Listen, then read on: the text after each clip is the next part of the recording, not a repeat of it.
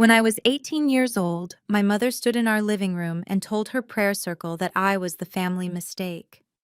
My father laughed, pointed a finger in my face, and said I would never amount to anything more than a burden. That night, I left with $32 in my pocket and a backpack half full of clothes.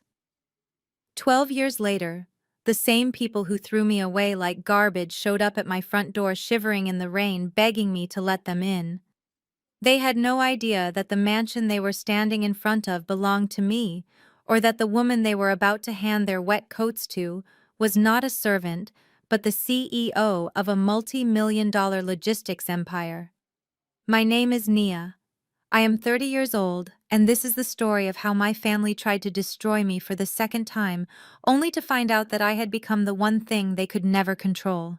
Before I tell you what happened when I opened that door, please take a moment to like this video and subscribe to the channel. Let me know in the comments if you have ever had to rebuild your life from scratch after the people who were supposed to love you turned their backs. It was 8 o'clock on a Friday night in Atlanta. A severe thunderstorm warning had turned the sky a bruised purple, and rain was hammering against the floor-to-ceiling windows of my living room. I was enjoying the silence, a rare luxury for someone running a company as large as Helix Solutions. I was wearing my favorite oversized cashmere sweater and leggings, scrolling through quarterly reports on my tablet when the security intercom buzzed. I frowned, checking the camera feed on my phone. A beat-up sedan was idling at my gate. I did not recognize the car, but when I zoomed in on the people standing in the rain, pressing the buzzer repeatedly, my blood ran cold. It was them. My mother Bernice, my father Clarence, my brother Marcus, and a woman I did not recognize. They looked ragged, soaked, and desperate. For a moment, I considered leaving the gate locked. I considered calling security to have them removed. But curiosity is a dangerous thing. I buzzed them in. By the time they reached the front porch, I had composed myself. I opened the massive oak double doors and stood there blocking the entrance. Nia. My mother said my name not with affection, but with annoyance, as if I had kept her waiting for 10 minutes instead of 12 years. Move out of the way, girl. The mosquitoes are going to get in. She pushed past me before I could say a word. My father followed, dragging 2 heavy waterlogged suitcases across my imported Italian marble floors. Marcus came next, looking older and heavier than I remembered his former athlete's body gone soft. He was holding hands with a blonde woman who looked around my foyer with wide, calculating eyes. "This is incredible," the blonde woman said, shaking rain off her umbrella onto my rug. "Nia, right. Marcus told me you were working for some wealthy people in Atlanta, but I did not realize you were living in a place like this. How long have you been the housekeeper here?" The question hung in the air. Housekeeper. She thought I was the help. I looked at my simple clothes, my bare face, and then at the opulence surrounding us. It made sense. In their minds, Nia the mistake could never own a place like this. Nia the failure could only be here if she was serving someone else. I looked at Marcus, waiting for him to correct her. He just smirked, that familiar arrogant twist of his lips that used to make me feel small. "Yeah, Nia," he said, clapping a hand on my shoulder. "This is my wife Becky. We need a place to crash for a few weeks. The owners are out of town, right? You usually have the run of the place on weekends." I did not answer. I did not correct them. A cold, hard clarity settled over me. If they wanted to believe I was the help, I would let them. It would make what was coming so much sweeter. "Well, do not just stand there like a statue," my mother snapped. She shoved a dripping wet duffel bag into my chest. The water soaked instantly into my cashmere sweater. "Take this to the laundry room. It smells like mildew. And be careful not to drip on the wood floors further in. I assume you know how to clean them properly." The weight of the bag in my arms triggered a memory so vivid it almost buckled my knees. I was 18 again, standing on the front porch of my childhood home. It was raining then too. My mother had thrown this exact same duffel bag at me, telling me to get out because I had refused to go to the community college. She chose opting instead to start an internship at a logistics firm. "You are a stain on this family," she had screamed. "Do not come back until you learn your place." I gripped the handle of the wet bag, my knuckles turning white. I learned my place, mother, I thought. My place is the owner of this estate. My place is the woman who could buy and sell this entire family 10 times over. I will take care of it, I said, my voice steady. Good, Becky said, kicking off her muddy boots and leaving them right in the middle of the hallway. And seriously, is there anything to eat? We have been driving for 6 hours and I am starving. Do the owners keep the fridge stocked, or do we need to order pizza? The audacity was breathtaking. They had invaded my home, insulted me within seconds of arriving, and were now demanding dinner. I will see what is in the kitchen, I said, turning away so they would not see the fire in my eyes. As I walked down the hallway, I heard my father's voice booming behind me. Look at this architecture, Bernice. It is gaudy, no taste, not like the home we had on Elm Street. New money always tries too hard. The irony was rich. Their home on Elm Street had been foreclosed on 3 years ago. I knew because I was the one who bought the lien anonymously just to make sure they did not end up on the street immediately, though they never knew it was me. I went into the kitchen, a chef's dream of stainless steel and quartz, and started pulling ingredients from the refrigerator. I could have ordered catering. I could have called a private chef. But I wanted to see how far they would push it. I made a simple pasta dish, chopping vegetables with a rhythm that matched my racing heart. From the living room I could hear them settling in, the sound of my television being turned on, the clinking of bottles from my bar cart. They were making themselves at home in a house they thought belonged to a stranger. When I brought the food out to the dining room, they were already seated. Becky picked up a fork and poked at the pasta with a look of distaste. No meat, she asked, looking at me with a sneer. I guess the budget for the staff is pretty tight. Huh?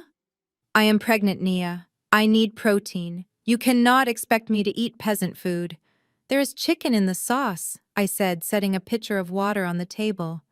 My mother sighed, shaking her head. You always were lazy in the kitchen, Nia. Even after 12 years, you have not learned how to serve a proper meal. I hope you treat your employers better than this, or you won't have this job for long. I stood by the wall watching them eat my food, drink my wine, and dissect my life. So Marcus said, talking with his mouth full, we are going to need the guest rooms prepared. Becky and I will take the master suite if the owners are not back soon. We need the space. The master suite is locked, I lied smoothly. The owners have security cameras in there. You will have to use the guest wing. Becky rolled her eyes. Fine, but I expect fresh sheets. Egyptian cotton if they have them. My skin is very sensitive. As they ate, the conversation turned to why they were here. I stayed silent, blending into the background just as I had done for the first 18 years of my life. It is just a small misunderstanding, Marcus was telling our father. The company is overreacting. Once I get the $50,000 to the lawyer, this whole embezzlement thing goes away. Embezzlement. My ears pricked up. It is a witch hunt, my mother said soothingly, patting Marcus's hand. They are just jealous of your talent, sweetheart. You were the star quarterback. People have been trying to bring you down since high school. They do not understand finance, Marcus said, taking a large gulp of wine. I was just moving funds around to optimize investments. Medicor is going to thank me when this blows over. I froze. Medicor. That was a subsidiary of Helix Solutions. My company. My brother had just admitted to embezzling money from my own corporation. He had no idea that the CEO of the parent company he had stolen from was standing 10 feet away, refilling his water glass. We just need to lay low for a while, Marcus continued, lowering his voice. Until the warrant is recalled, Atlanta is big enough. They will never look for us here, especially not in a house like this. We are safe here, Bernice agreed. The Lord provided this sanctuary. And Nia, well, at least she is useful for something finally. I walked back into the kitchen, my hands trembling with rage. They were fugitives. They were hiding out in my house to escape charges for stealing from my company. And my mother saw this as divine intervention. I leaned against the counter, taking deep breaths. I could call the police right now. I could have them dragged out in handcuffs. But that would be too easy. That would be too quick. They had spent 18 years making me feel worthless. They had called me a mistake. They had laughed at my dreams. Now they were in my web. I pulled out my phone and sent a text to my head of security. Do not flag the breach at the front gate. I have guests. But activate the internal surveillance in the guest wing. I want everything recorded. Then I sent a second text to my legal team. Pull the file on Marcus Wilson, Medicor embezzlement case. I want to know exactly how much he took and where he hid it. Prepare the paperwork. I walked back out to the dining room. They had finished eating and were now moving toward the stairs, leaving the dirty dishes on the table for me to clear. Becky called out from the bottom of the staircase. Bring our bags up, and bring a glass of warm milk for me. The baby needs calcium. I watched them ascend the stairs, their laughter echoing in the high ceilings of my foyer. You think you found a hiding place, I whispered to the empty room. But you just walked into a trap. As I cleared the table, I heard Marcus whisper something to Becky on the landing above. The girl is an idiot, he said, his voice carrying in the acoustics of the house. She has no clue. We can stay here as long as we want. If the owners come back, we will just say we are her family. They won't kick us out. We own this place now. I looked down at the expensive china plate in my hand, wiping away a smear of sauce. You do not own anything, Marcus. You do not even own the shirt on your back. And by the time I am done with you, you will wish you had stayed out in the rain. I turned off the lights downstairs, plunging the ground floor into darkness. Upstairs, the guest wing lit up as they settled into my sheets, used my water, and slept under my roof. They thought I was the family mistake. They were about to learn that I was the one who corrected errors, and I was going to use a lot of red ink. The banging on my door started at 6 in the morning. It was not a polite knock. It was a rhythmic, demanding pound that shook the frame. Nia, get up. My mother's voice was muffled by the heavy wood, but the sharpness cut through. My grandbaby is hungry and Marcus has important business calls to make. We need coffee. I lay in my bed for a moment, staring at the silk canopy above me. In any other reality, I would have called security. I would have pressed the panic button on my nightstand and watched as armed guards escorted these intruders off my property. But this was the reality I had chosen, the trap I was setting. I rolled out of bed, leaving the warmth of my duvet, and pulled on the same nondescript gray leggings and oversized t-shirt I had worn the night before. I looked in the mirror. No makeup, hair tied back in a messy bun. I looked tired. I looked like the servant they believed I was. When I walked into the kitchen, they were already there. They had found the breakfast nook, a sun-drenched corner with a view of the infinity pool and the manicured gardens beyond. They sat at my custom quartz island like they were holding court. About time, Becky said without looking up from her phone. She was wearing a silk robe. My silk robe, the one I had bought in Paris last year. She had rolled the sleeves up carelessly, and I saw a grease stain near the cuff. I felt a twitch in my eye but forced it still. Where is the coffee? Clarence demanded. He was sitting at the head of the island, drumming his fingers on the countertop. I have a headache. The beds in that guest wing are too soft. Tell the owners they need firmer mattresses if they want respectable guests. I moved to the coffee station.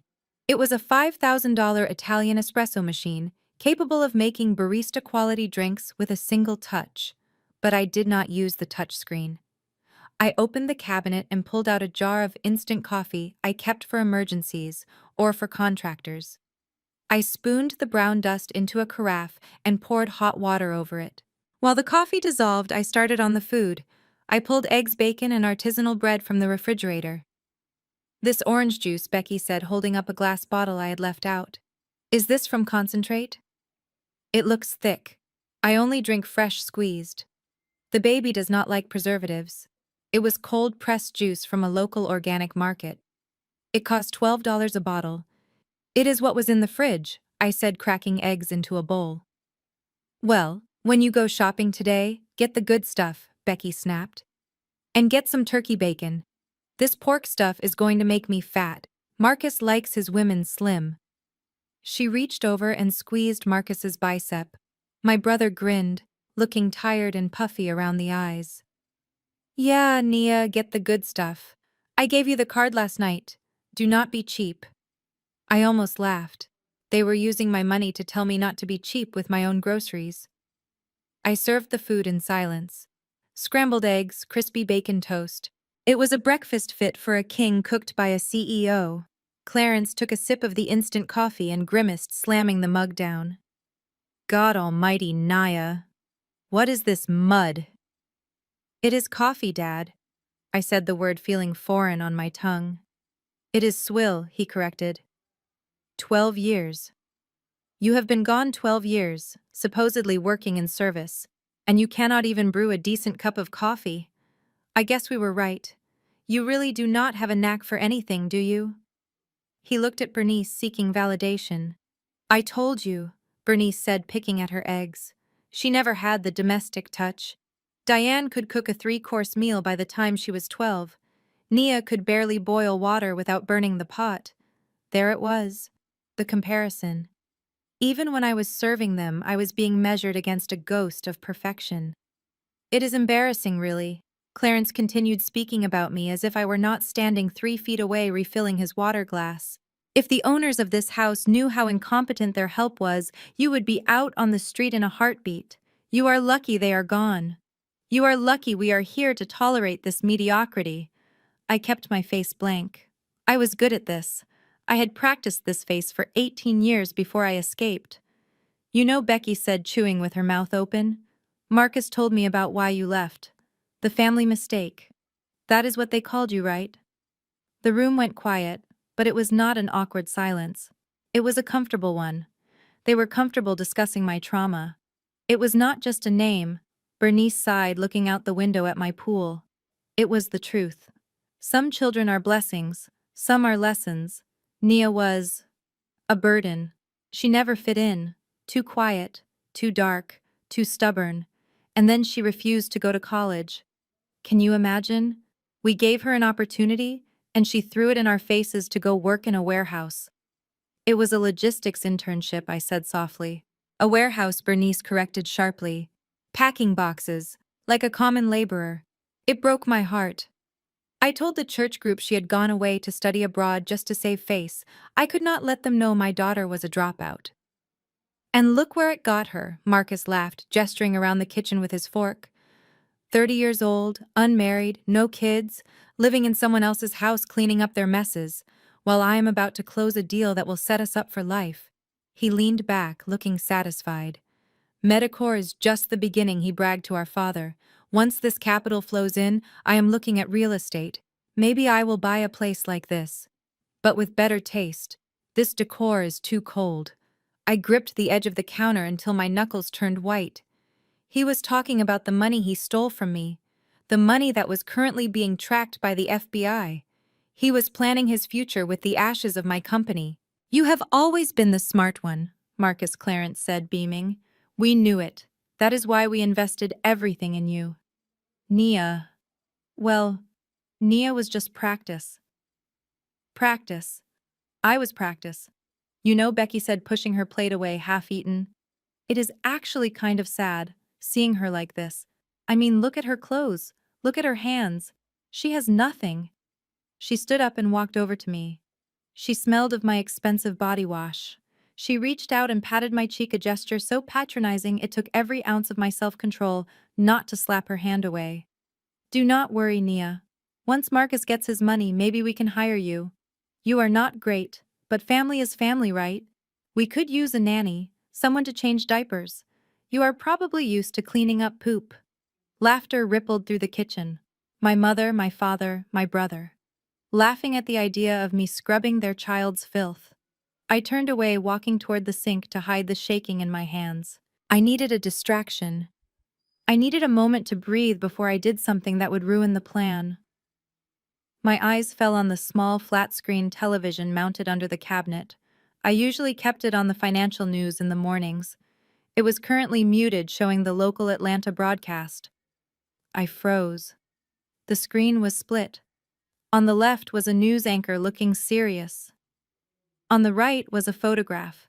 It was a driver's license photo. A few years old but unmistakable. It was Marcus. The chyron at the bottom of the screen scrolled in bright red letters, wanted for questioning. Multi-million-dollar embezzlement scheme. Flight risk. I watched as the screen changed to show the logo of Medicor and then the logo of Helix Solutions, my company. The news was reporting the internal audit I had authorized hours ago. They were talking about him. They were hunting him. And he was sitting 6 feet behind me, eating my toast and bragging about his genius. I looked at the reflection in the window. I could see them behind me. Marcus was checking his watch. Bernice was pouring more tea. They had no idea. Their world had already ended, and they were just waiting for the shockwave to hit. I reached out and placed my hand on the remote that was sitting on the counter. My thumb hovered over the volume button. One press. That was all it would take. I could turn the sound up and watch the color drain from his face. I could watch the panic set in. I could watch them turn on each other like rats in a sinking ship. But then I saw Becky looking at the refrigerator complaining that there was no sparkling water. I saw Clarence wiping his mouth with a linen napkin looking disdainful. It was too soon. If they knew now, they might run. They might find a way to slip through the cracks. I needed them here. I needed them comfortable. I needed them to feel so safe that they would dig their own graves a little deeper. I smiled. It was a small, sharp thing. I pressed the power button. The screen went black. The image of Marcus's face vanished, leaving only the dark reflection of the kitchen. "What are you smiling at?" Bernice asked sharply. "You look like you have a secret, and wipe that smirk off your face. It is unbecoming." "No secret, Mother," I said, turning to face them. "Just thinking about the day ahead. I have a feeling it is going to be very productive." I picked up the coffee pot. "More swill, Dad." I poured the coffee, watching the dark liquid fill his cup. "Drink up," I thought. "You are going to need the caffeine for when the handcuffs go on." I finished scrubbing the last of the egg yolk from the breakfast plates while my family dispersed into my living room to watch cable television on my 80-inch screen. They left the kitchen a disaster zone, a chaotic landscape of crumbs, spilled juice, and sticky fingerprints on my pristine countertops. It took me 40 minutes to restore order, 40 minutes of biting my tongue and reminding myself that patience is a weapon. As I wiped down the stainless steel refrigerator, I heard a noise from upstairs. It was not the heavy thud of Marcus's footsteps or the distinct click of my mother's heels. It was a scraping sound followed by a sharp crack of wood splintering. My head snapped up. That sound came from the east wing, the master suite, my sanctuary. I had locked the double doors leading to my private quarters before I let them in last night. I had used the heavy deadbolt, the one I installed specifically for peace of mind. No one should have been able to get in without a key. I dropped the dish rag in the sink and moved quickly to the stairs. My heart hammered against my ribs, not from fear, but from a violation that felt physical. I climbed the steps silently, the plush runner absorbing the sound of my movements. The hallway was empty, but the door to the master suite stood ajar. The wood around the lock was gouged and stripped, raw splinters sticking out like jagged teeth. A butter knife from my kitchen lay discarded on the floor. She had pried it open. She had broken into my room with a piece of flatware like a common burglar. I pushed the door open and stepped inside. The air in my bedroom usually smelled of lavender and expensive cedar, a scent that calmed me instantly. Now it smelled of something else. It smelled of intrusion. Becky was sitting at my vanity, my custom-built white lacquer vanity that held a small fortune in skincare and cosmetics. She was wearing my silk robe, the sash tied loosely around her waist, and she had her bare feet propped up on the velvet stool. She was digging her fingers into a jar of La Mer moisturizing cream, a jar that cost $500. She was not applying it to her face. She was slathering the thick white cream onto her cracked heels, rubbing it in with a grimace of satisfaction. I stood in the doorway, my breath catching in my throat. That jar was brand new.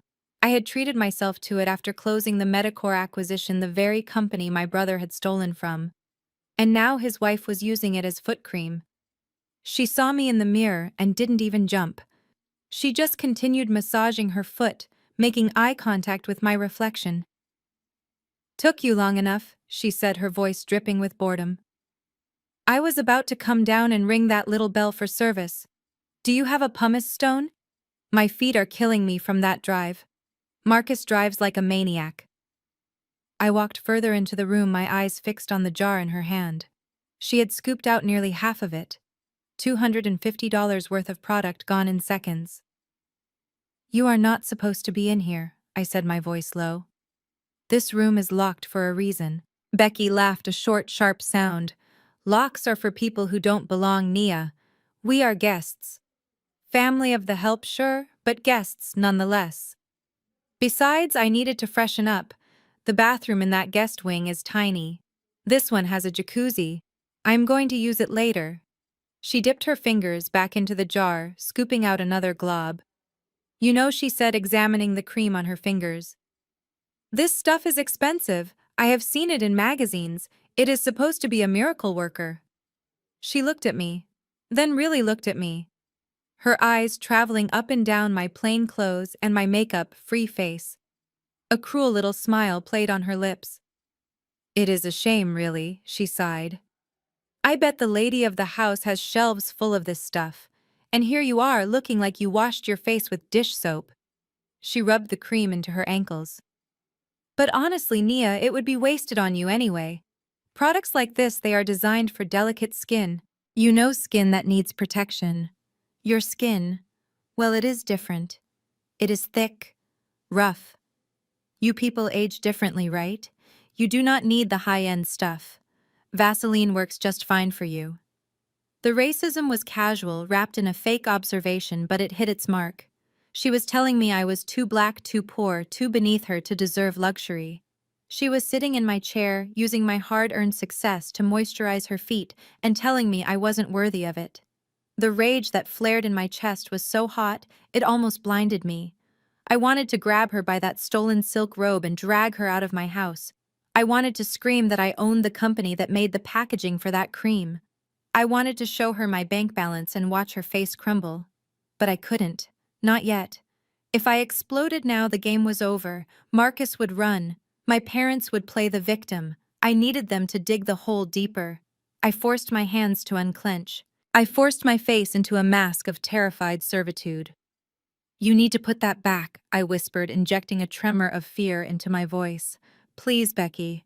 The lady of the house, she is obsessive. She counts her inventory. She knows exactly how much is in every jar. If she comes back and sees that half of it is gone, she will fire me. She will deduct it from my wages. That jar costs more than I make in a week." Becky rolled her eyes and wiped the excess cream from her hands onto my velvet stool, leaving a greasy smear on the fabric. "Oh, relax," she scoffed. "You are so dramatic. Just add some water to it and stir it up. She will never know the difference. Rich people are stupid, Nia. They just buy this stuff for the label. It is probably just cold cream in a fancy jar anyway." She stood up, testing her softened feet on my carpet. She walked over to my jewelry armoire, her fingers trailing over the wood. Besides, she continued, opening the top drawer. "If she fires you, so what? Marcus is going to be rich soon. We will take care of you. We will need someone to clean our big house, and since you are already trained, you can come work for us. We might even pay you minimum wage if you are nice to me." She pulled out a diamond tennis bracelet. It was a vintage piece left to me by the only grandmother who had ever loved me. Becky dangled it from her finger, watching it catch the light. "This is tacky," she decided, dropping it back into the drawer with a clatter. "It looks fake. Your boss has bad taste." She turned back to me, closing the robe tighter around herself.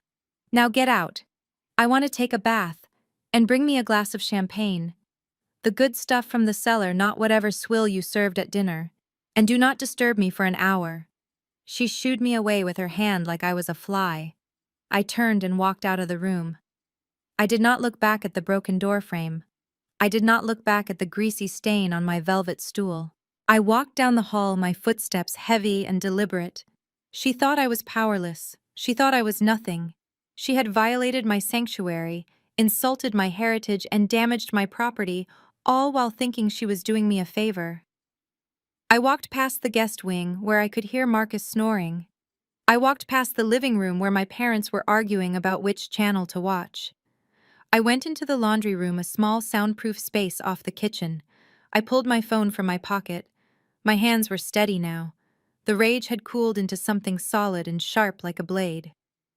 I dialed a number I had saved for emergencies. It rang once. "Yes, Miss Wilson." The voice on the other end was crisp and professional. It was Jasmine, my executive assistant, a woman who could organize a hostile takeover before her morning coffee. "Jasmine," I said, my voice flat. "I need you to access the smart home system for the estate, specifically the master suite." "Is there a problem with the security, ma'am?" "No," I said. "There is a pest. I need you to activate the hidden cameras in the master bedroom and the master bath. The ones we installed for insurance purposes." There was a brief pause. Jasmine knew I valued my privacy. "I never used those cameras." "Are you sure, Miss Wilson?" "I am sure," I said. "I want a 24-hour recording, high definition, audio and video, and Jasmine.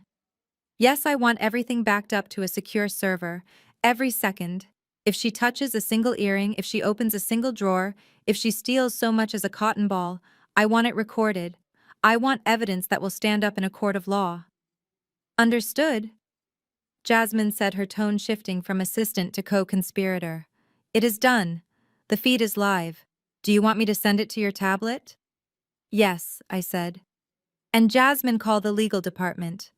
Tell them to draft a complaint for grand larceny and destruction of property. Keep the defendant's name blank for now. I will fill it in later." I hung up the phone. I leaned against the washing machine and closed my eyes. I could imagine Becky upstairs right now, slipping into my oversized tub, pouring my expensive bath salts into the water, thinking she had won the lottery. She thought she was the queen of the castle. She did not know she was just a rat in a maze, and I had just turned on the lights. I walked back into the kitchen. I opened the refrigerator and took out a bottle of champagne. It was a bottle of Dom Perignon I had been saving for a special occasion. I popped the cork. The sound was like a gunshot in the quiet kitchen. I poured a glass. I watched the bubbles rise to the top. "Here is to you." "Becky," I whispered, "enjoy the bath. It is going to be the most expensive soak of your life."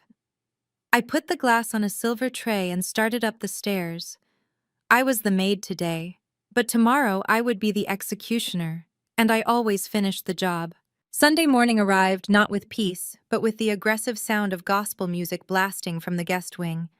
My mother was awake, and she was preparing for her performance. In Bernice Wilson's world, Sunday service was not about worship. It was a runway show where the currency was judgment, and the prize was being the most envied woman in the pew. I was in the kitchen drinking black coffee and watching the security feed on my tablet when she swept in. She was wearing a cream-colored suit she had bought yesterday with my stolen money, topped with an elaborate hat that looked like a satellite dish made of feathers. She looked expensive. She looked ridiculous. "We are leaving in 20 minutes, she announced, adjusting a brooch that I recognized from a boutique in Buckhead. "And you are driving us." I looked up from my tablet. "I have work to do here, Mother. The house needs cleaning." "The house can wait," she snapped. "We need to make an appearance. We need people to see that, despite the trials of the enemy, the Wilson family is thriving. Marcus looks like a king in his new suit. And Becky, well, she cleaned up nicely. We need a driver, Nia.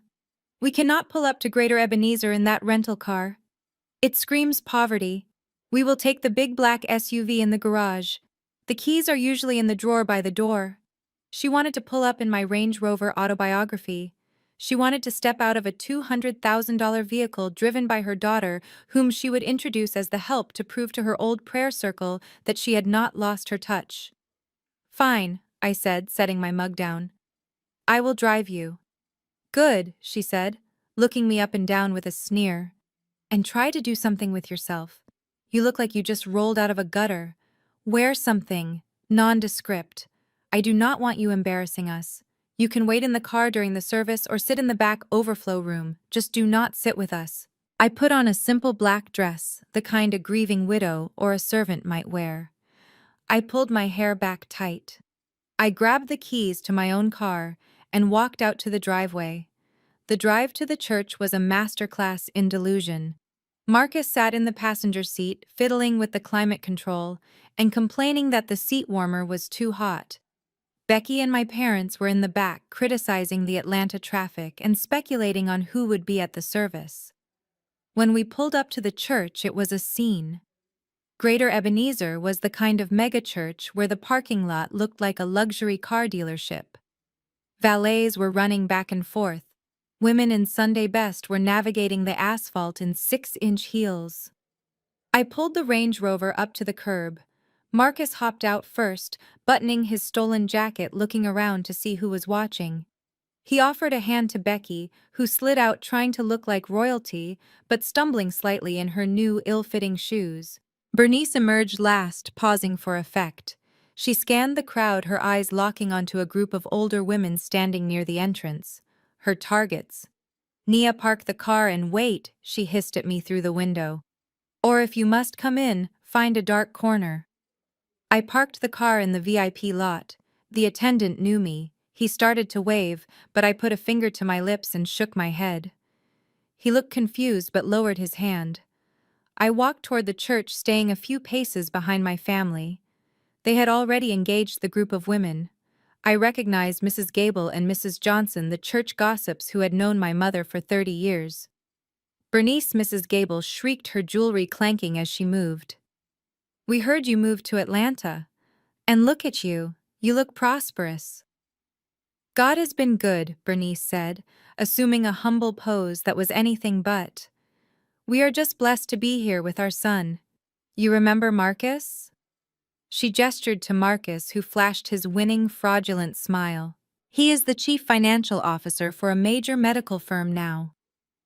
Bernice lied smoothly. "Medicor. You may have heard of it. He is handling multi-million-dollar portfolios. We are just so proud." The women cooed and fussed over Marcus, who soaked it up like a sponge. "And this is his lovely wife, Becky," Bernice continued. "She is expecting our first grandbaby." She completely ignored the fact that Diane had children. In this moment, Marcus was the only child who mattered because he was the one standing in a suit she had bought with stolen funds. "And who is this?" Mrs. Johnson asked, peering over Bernice's shoulder at me. Bernice stiffened. She stepped to the side, blocking me partially from view. "Oh, that is Nia," she said, her voice dropping an octave, becoming heavy with performative sadness. "You remember Nia, the one who struggled?" The women's faces changed instantly. Pity, judgment. "Poor thing." Mrs. Gable clucked. "Is she doing any better?" "We are doing what we can." Bernice sighed, a martyr in a stolen hat. "She is working as a domestic now, for the owners of the estate where we are staying. We try to keep her close, you know, to keep her out of trouble. It is hard seeing your child reduced to service. But we pray for her." I stood there stone-faced. She had reduced my empire to a cautionary tale. She had turned my success into shame. Just then the heavy oak doors of the sanctuary opened, and Pastor Jamal stepped out. He was a tall man with a booming voice and a sharp mind. He was also a personal friend of mine. I had donated the funds for the new youth center wing last year. We had lunch once a month to discuss community initiatives. He saw the crowd. He saw my mother. And then he saw me. His face lit up. He started to step forward, his hand extended. "Ms. Wilson, it is so good to see." My mother cut him off physically, stepping in front of him. "Pastor, it is an honor. I am Bernice Wilson. This is my son Marcus. We are visiting from out of town." Pastor Jamal looked confused. He looked over Bernice's feathered hat at me. I caught his eye. I gave him a tiny, almost imperceptible shake of my head. I put a finger to my lips. He paused. He was a smart man. He saw the tension. He saw my plain dress and my mother's aggressive posturing. He realized something was playing out that he did not understand, but he respected me enough to follow my lead. "Welcome, Sister Wilson," he said, his voice cooling considerably. "And Marcus, welcome to God's house." He looked at me one last time, a question in his eyes. I just nodded. "We were just telling the ladies about Marcus's success." Bernice rattled on, oblivious to the shift in atmosphere. "He is a CFO. We are very blessed."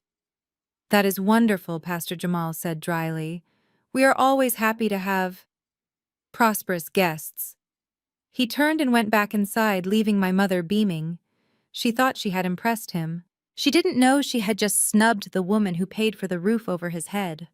We moved into the sanctuary. My family marched to the front rows, pushing past ushers to claim seats of honor. I slipped into the back, standing near the audio booth. The service began, but I wasn't listening. I was watching my family preen. I was watching Marcus check his phone, probably looking for updates on his warrant. Suddenly, a commotion at the back of the church drew my attention. A man had entered.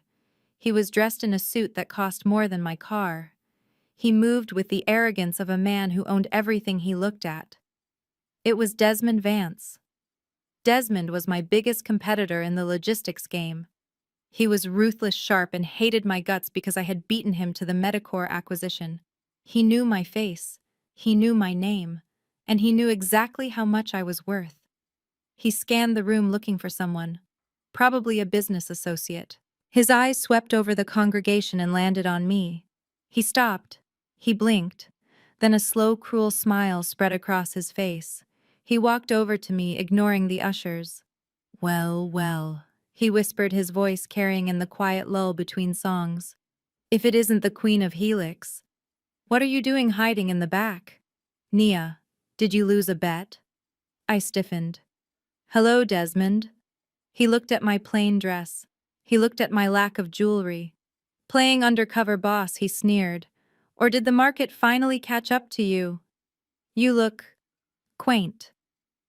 Before I could answer, the service ended. The congregation began to file out. My family came down the aisle, walking like they were in a parade. Desmond saw them. He saw Marcus in the ill-fitting suit. He saw Bernice in the feathered hat. He saw Becky looking bored. "Who are these clowns?" Desmond asked loudly. My mother stopped. She heard him. She turned, bristling with indignation. "Excuse me," she said. "I am Bernice Wilson, and this is my son Marcus. He is a CFO." Desmond threw his head back and laughed, a loud barking laugh that drew stares. "A CFO. That guy, he looks like he sells used cars in a strip mall. And you? Madam, that hat is a crime against fashion." My mother gasped. My father stepped forward, his chest puffed out. "Now see here," he blustered. "You cannot speak to my wife that way. We are respected people. We are staying at the estate on Highland Drive." Desmond looked at me. His eyes were dancing with malice. "Is that right?" he asked me. "They are staying at the Highland estate." I said nothing. I just looked at him. He looked back at my family. He looked at their cheap shoes disguised by expensive clothes. He looked at their desperate need to be seen. "You people are hilarious," Desmond said, wiping a tear from his eye. "You look like the help trying to play dress-up in the master's closet." "CFO? Please. The only thing that guy manages is a fantasy football team." He turned to me. "I do not know why you are standing here with this riffraff Nia, but it is a bad look, even for you." He walked away, chuckling to himself. My mother was trembling with rage. Her face was a mask of humiliation. People were staring. They were whispering. The illusion she had tried so hard to build had been shattered by one rude man in a $3,000 suit. "Who was that?" she hissed at me. "Do you know him? Why didn't you defend us? You just stood there and let him insult your brother." I looked at her. I looked at Marcus, who was staring at his shoes. I looked at my father, who was deflating like a punctured balloon. "I am just the help, Mother," I said softly. "It is not my place to speak to gentlemen like that." I turned and walked toward the car. They followed me, silent and shamed. They didn't know that the man who insulted them was my rival. They didn't know that his insult was the only truth they had heard all day. They climbed into the car, the air thick with their embarrassment. "Drive," Bernice snapped. "Just drive."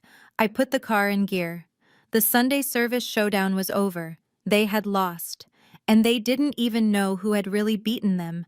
The humiliation at the church hung over the house like a toxic fog for the rest of the afternoon. My mother retreated to the guest room with a migraine, refusing to speak to anyone. Clarence sat in the living room, staring blankly at a golf tournament on television, looking like a man whose world was slowly leaking air. But Marcus dealt with his shame differently. He needed to feel powerful again, and in his mind, power was synonymous with taking things that did not belong to him. I was in the pantry organizing spices when I heard the crash. It came from the basement level, from the climate-controlled wine cellar that I kept locked with a biometric keypad. Or at least I thought I did. I had underestimated the brute force of a desperate man. I wiped my hands on my apron and descended the stairs. The air grew cooler as I went down, the smell of cedar and aging grapes greeting me. The heavy glass door to the cellar was shattered near the handle. The electronic lock dangled by its wires, a victim of what looked like a crowbar from the garage. Inside, Marcus was sitting on a crate of vintage Bordeaux. He had already opened a bottle. Not just any bottle. It was a 1982 Chateau Petrus, $5,000 of liquid history. He was drinking it straight from the bottle, purple rivulets running down his chin and staining his stolen white shirt. He looked up as I entered, his eyes glassy and red-rimmed. "Hey, little sister," he slurred, waving the bottle at me. "Join the party. The owners have the good stuff hidden down here." "Why didn't you tell me?" I stared at the bottle in his hand. That wine was meant for my wedding day if I ever had one. It was an investment. Now it was mouthwash for a criminal. "You should not be down here, Marcus," I said, my voice devoid of emotion. "This room is temperature controlled for a reason, and that bottle is worth more than your car." He laughed, a wet, ugly sound. "My car. Which one? The one the bank took, or the one I am going to buy when my ship comes in? You have no imagination, Nia. That is your problem. You see a price tag. I see a celebration." He stood up, swaying slightly, and grabbed a crystal decanter from the shelf. He shoved it toward me. "Pour this properly," he commanded. "I am tired of drinking like a hobo. Let it breathe." That is what rich people do, right? They let it breathe. I took the bottle and the decanter. I could have smashed the glass over his head. It would have been justified. But I needed him talking. I needed him to feel safe enough to boast. I poured the dark red wine into the crystal vessel. The aroma filled the small room, rich and complex. Marcus watched me with a sneer. "See?" he said. "You are good at serving. It is natural for you. Mom always said you were born to be in the background." He grabbed a glass from the rack and held it out. I poured. He took a long swig, swirling it around his mouth before swallowing loudly. "That guy at the church," he said, his mood darkening instantly. "That Desmond guy. He thinks he is better than me. He thinks because he wears a fancy suit he can talk down to me." "He is a powerful man, Marcus," I said, softly refilling his glass. "He knows the industry." "He doesn't know anything," Marcus spat. "He is just like the rest of them. They think I am stupid. They think I am just some jock who got lucky. But I outsmarted them all. Even the auditors at Medicor." My hand froze for a fraction of a second before I continued pouring. This was it. "Auditors can be tricky," I said, playing the part of the naive sister. "How did you get past them?" Marcus chuckled, leaning back against the wine racks. He was loosening up. The alcohol and the need to prove his intelligence were a dangerous combination. "It was easy," he bragged. "Medicor processes thousands of vendor invoices a month. Supply chain, logistics, maintenance. I just created a few vendors that did not exist. Helix Logistics. Alpha Supply. Sounds real, right? I routed the payments to accounts I control in the Caymans. Small amounts at first. 5,000 here, 10,000 there. Just under the radar. He took another drink, his eyes gleaming with pride. Then I got bold. I realized their oversight software had a lag in the reconciliation phase, so I started moving bigger chunks. 50,000. 100. I moved the decimal points on the inventory sheets to cover the loss. They thought they were paying for premium surgical steel. They were paying for air. And the money went straight into my pocket. I slowly moved my left hand under the counter, tapping the screen of my smartwatch. The voice memo app was already open. I just needed to hit record. That sounds risky, I said, pushing him further. Won't they track the accounts? Let them try, Marcus scoffed. I layered the shell companies 3 deep. By the time they figure out who owns Alpha Supply, I will be on a beach in Brazil with a new name. That is why we are here, Nia. I just need a few weeks for the final transfer to clear. Then, I am gone. And Mom and Dad can come with me. We will live like kings. He looked at me, his expression turning pitiable. Maybe we will send you a postcard. Or maybe not. You seem happy here. Scrubbing floors. He had just confessed to wire fraud, embezzlement, and money laundering. He had detailed his method and his escape plan. And he had done it all while drinking my $5,000 wine. I checked my watch. The recording was running. The red waveform was bouncing with every word he spoke. You really think you are smarter than everyone else, don't you? I asked, allowing a hint of my true voice to slip through. You think Medicor won't notice millions of dollars missing? You think the parent company Helix Solutions doesn't have algorithms specifically designed to catch people like you? Marcus frowned. He set the glass down hard on the counter. The stem snapped, but he didn't notice. What do you know about algorithms? He sneered. You are a maid, Nia. You barely finished high school. Do not try to talk business with me. It is insulting. I finished high school, Marcus, and I learned a few things since then, like the fact that Helix Solutions updated their security protocols last month. Real-time tracking. They probably flagged your accounts before you even left the state. He stepped closer to me, his breath hot and sour with wine. His face was flushed with anger. The arrogance was cracking, revealing the fear underneath. Shut up, he shouted. You are jealous. That is all this is. You are jealous because I am the golden boy and you are nothing. You are trying to scare me because you want me to fail. But I won't fail. I am going to be rich. I am going to be powerful. And you are going to be serving my leftovers to your cats. He grabbed the half-empty bottle of Petrus by the neck. For a second I thought he was going to hit me with it. Instead, he hurled his broken glass at me. It struck my shoulder hard. The crystal shattered on impact, spraying red wine all over my white shirt. It looked like a gunshot wound, a blooming stain of crimson spreading across my chest. I did not flinch. I did not scream. I just stood there staring at him. Look at you, he laughed, pointing at the stain. Now you look like what you are. Dirty, messy, a mistake. Clean it up, Nia, and get me another glass. This one is broken. I looked down at the wine soaking into my shirt. It was ruined, but the recording was saved. I reached into my pocket and tapped my watch to stop the recording. Then I looked up at him. My eyes were dry. My pulse was steady. I am not getting you another glass, Marcus, I said. He blinked, surprised by the tone. What did you say to me? I said no, I repeated. And you are right about one thing. You are going to be rich in experience. He stepped forward, his fist clenched. You ungrateful little brat. I should teach you some respect. You won't touch me, I said, standing my ground. Because if you do, you will never get to spend that money. You will be too busy answering questions. Questions from who? The police. You think I am scared of the police? No, I said. I think you are scared of being irrelevant. But do not worry, brother. You do not have to worry about that anymore. I took a napkin and dabbed at the wine on my shirt. It was pointless, but the gesture was calm, dismissive. What are you talking about? He demanded, his voice rising to a shriek. Why are you looking at me like that? Stop looking at me like that. You said you wanted to be big, Marcus. You said you wanted everyone to know your name. I turned and walked toward the stairs, the broken glass crunching under my shoes. Well, you got your wish, I said over my shoulder. You are going to be famous. The 6 o'clock news is going to love you.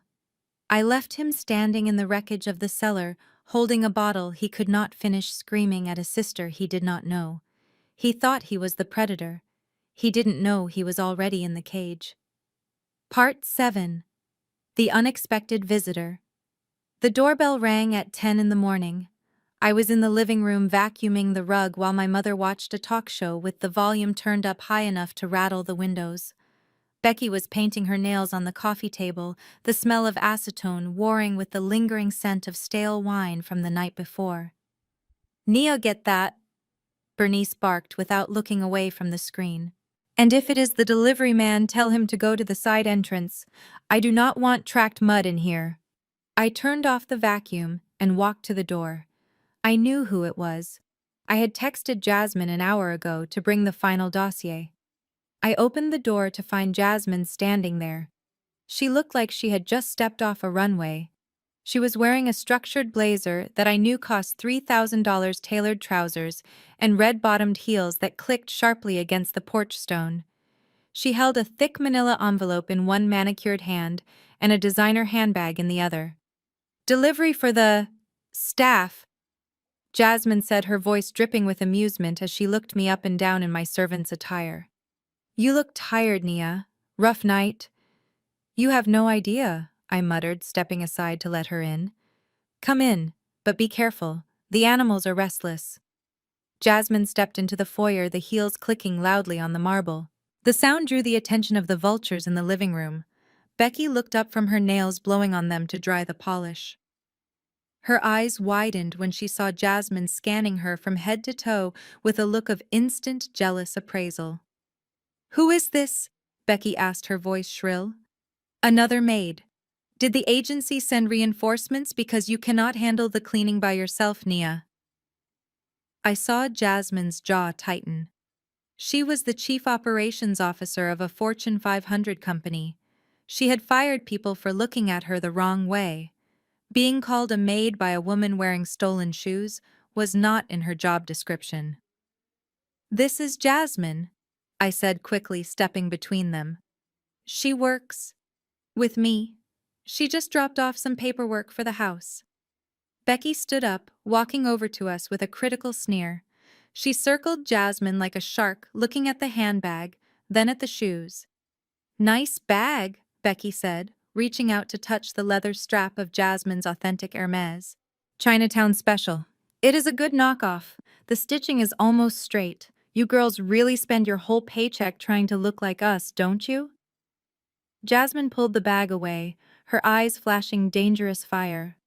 "Excuse me?" "Oh, do not get offended." Becky laughed, a high, tinkling sound that grated on my nerves. "It is cute, really. It is ambitious. You want to look like you belong in a house like this, instead of just cleaning it." "I get it. Fake it until you make it right." Bernice chimed in from the couch, not even bothering to turn around. "Becky is right. You girls should save your money instead of buying fake designer trash. It is tacky. Nia, tell your friend not to track dirt in here, and tell her to use the service entrance next time. We are trying to relax." I saw Jasmine's hand curl into a fist around the envelope. She took a step toward Becky, her posture shifting from professional to predatory. "Listen here, you little—" Jasmine began, her voice low and threatening. "Jasmine," I cut in sharply, grabbing her arm. "Please, she does not know what she is saying. She is tired from the travel." Becky smirked, mistaking Jasmine's restraint for submission. "That is right," Becky said. "I am exhausted. Being pregnant is hard work. Not that you would know.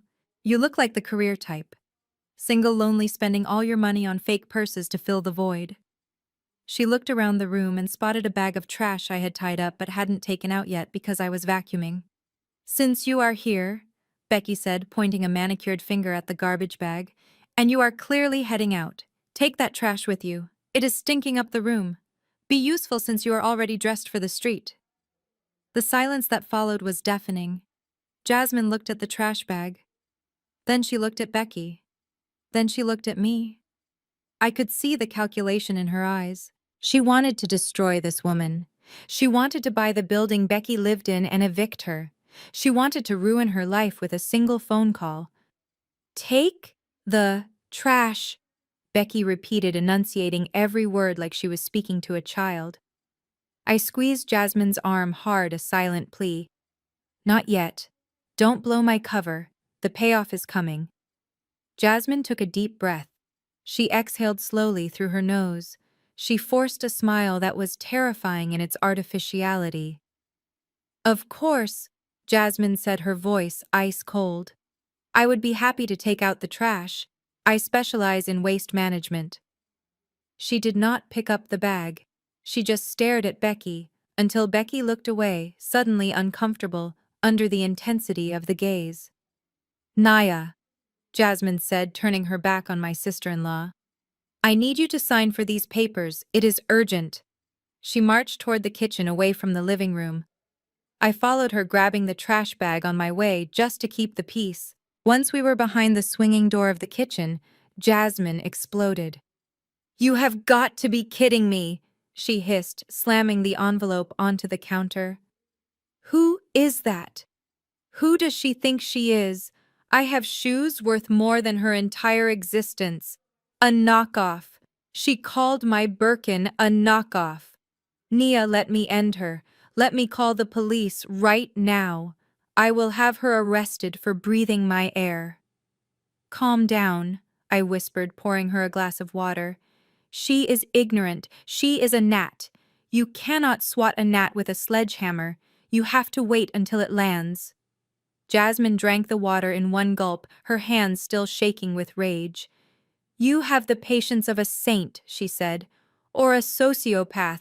I am not sure which one yet. How do you live with them?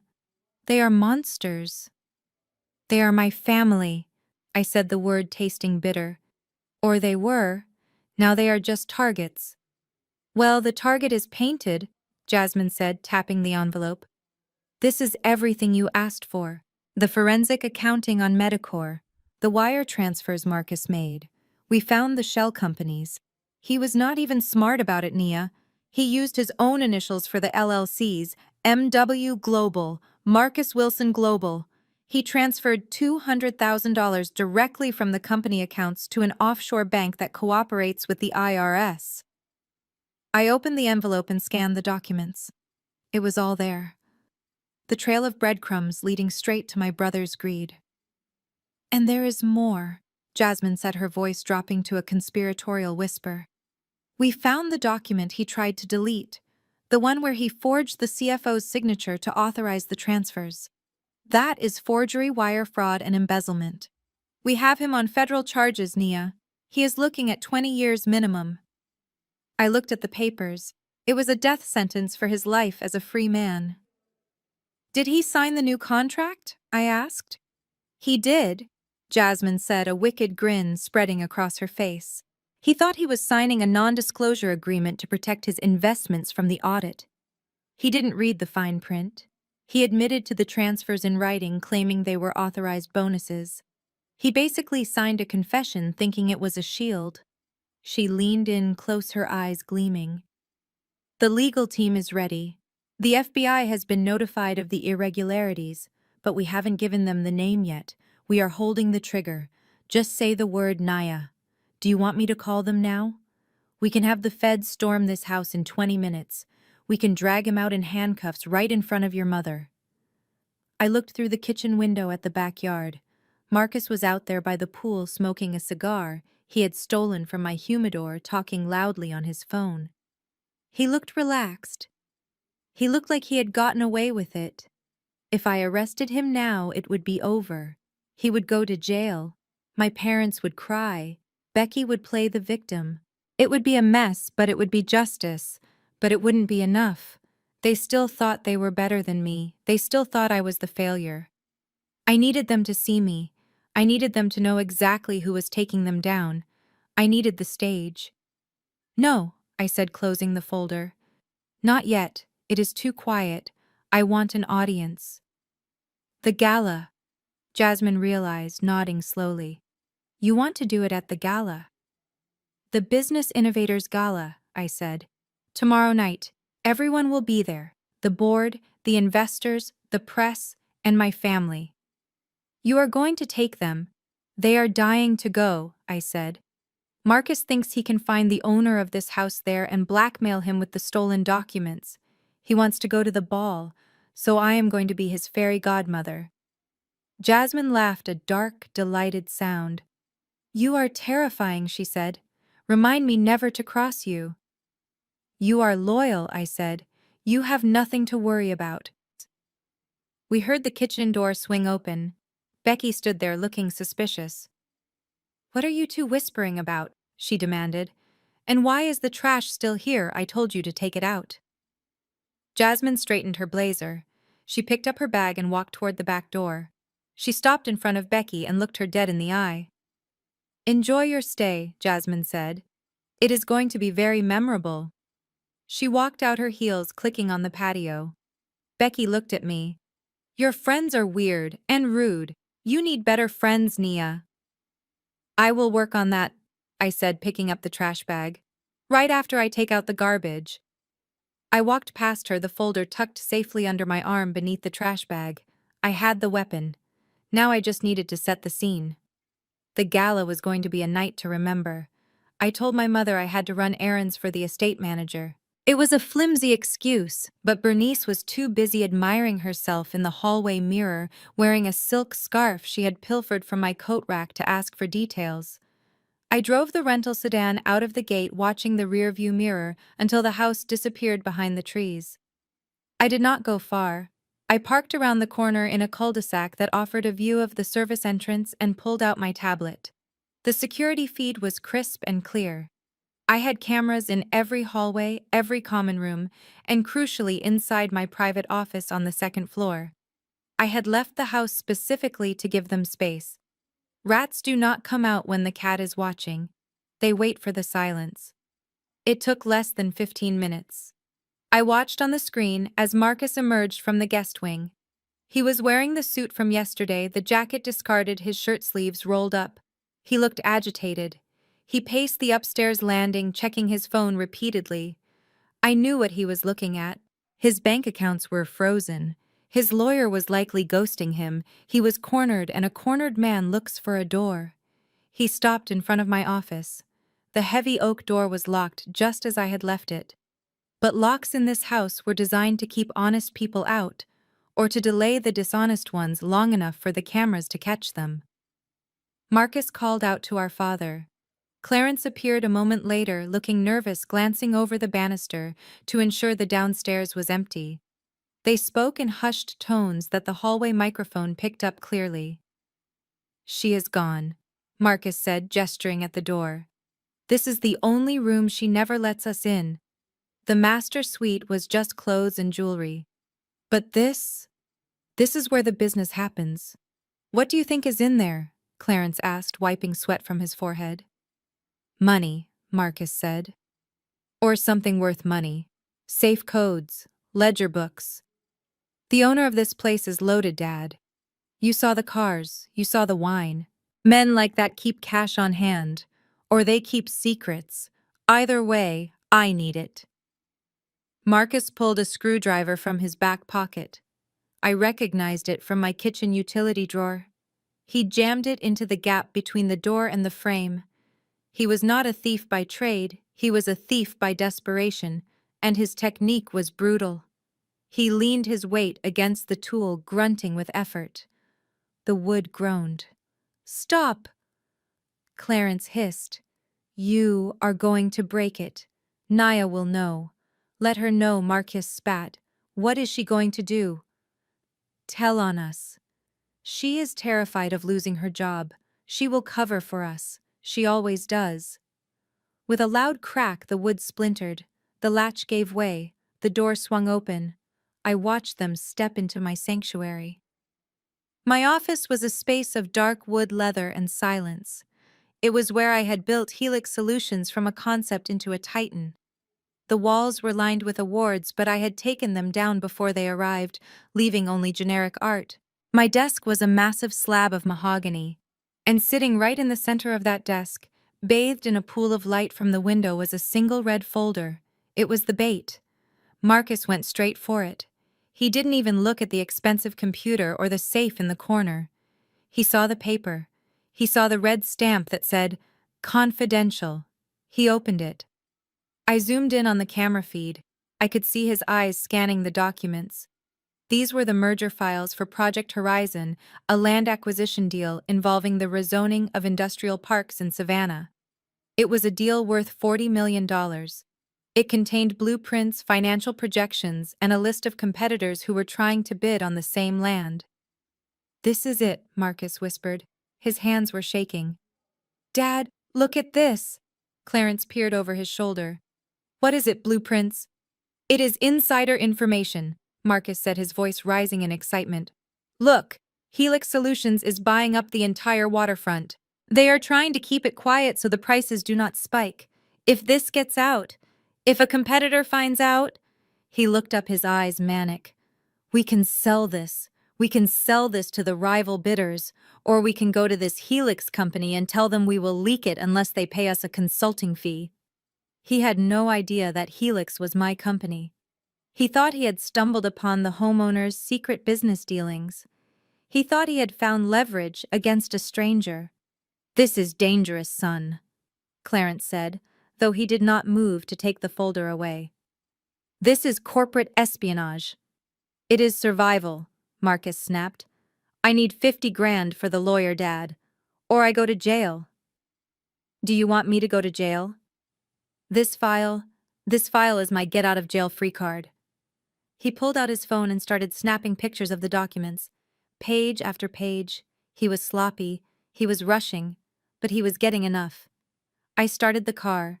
It was time for the performance of a lifetime. I drove back to the house, tires screeching slightly as I pulled into the driveway. I wanted them to hear me. I slammed the car door. I ran up the front steps, fumbling with my keys, making as much noise as possible. I burst through the front door. "Mom! Dad!" I shouted, injecting a note of panic into my voice. I forgot my phone. I ran up the stairs. I could hear them scrambling in the office. They were trying to put things back, trying to look innocent. I reached the landing and ran straight to the office door. I stopped in the doorway, chest heaving, eyes wide. Marcus was trying to shove the folder back onto the desk, but it was crooked. The papers were disheveled. The splintered doorframe was obvious. "What are you doing?" I screamed. I rushed into the room, grabbing the folder before Marcus could fully release it. I clutched it to my chest like it was a child. "You broke in. You broke into the office." "Nia, relax," Marcus said, holding up his hands. "We were just looking for a pen. The door was stuck." "A pen," I yelled. "You used a crowbar. Do you know what this is?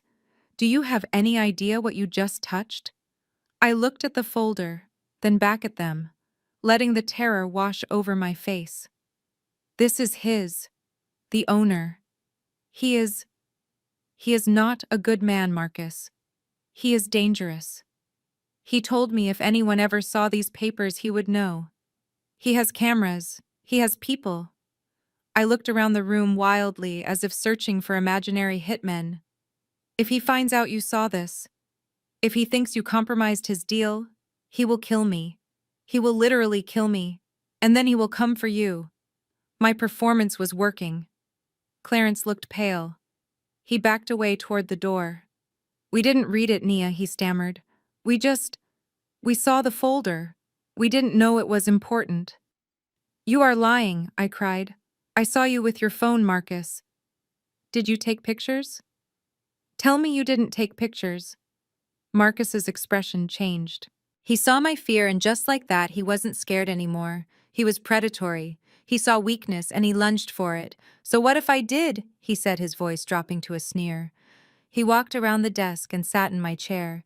He swiveled it back and forth, looking at me with a newfound arrogance. "It seems like this owner of yours has some secrets, Nia. Secrets he wants to keep hidden. If he is as dangerous as you say, then he is probably willing to pay to keep this quiet." "You can't," I whispered. "You can't blackmail him. He will destroy you.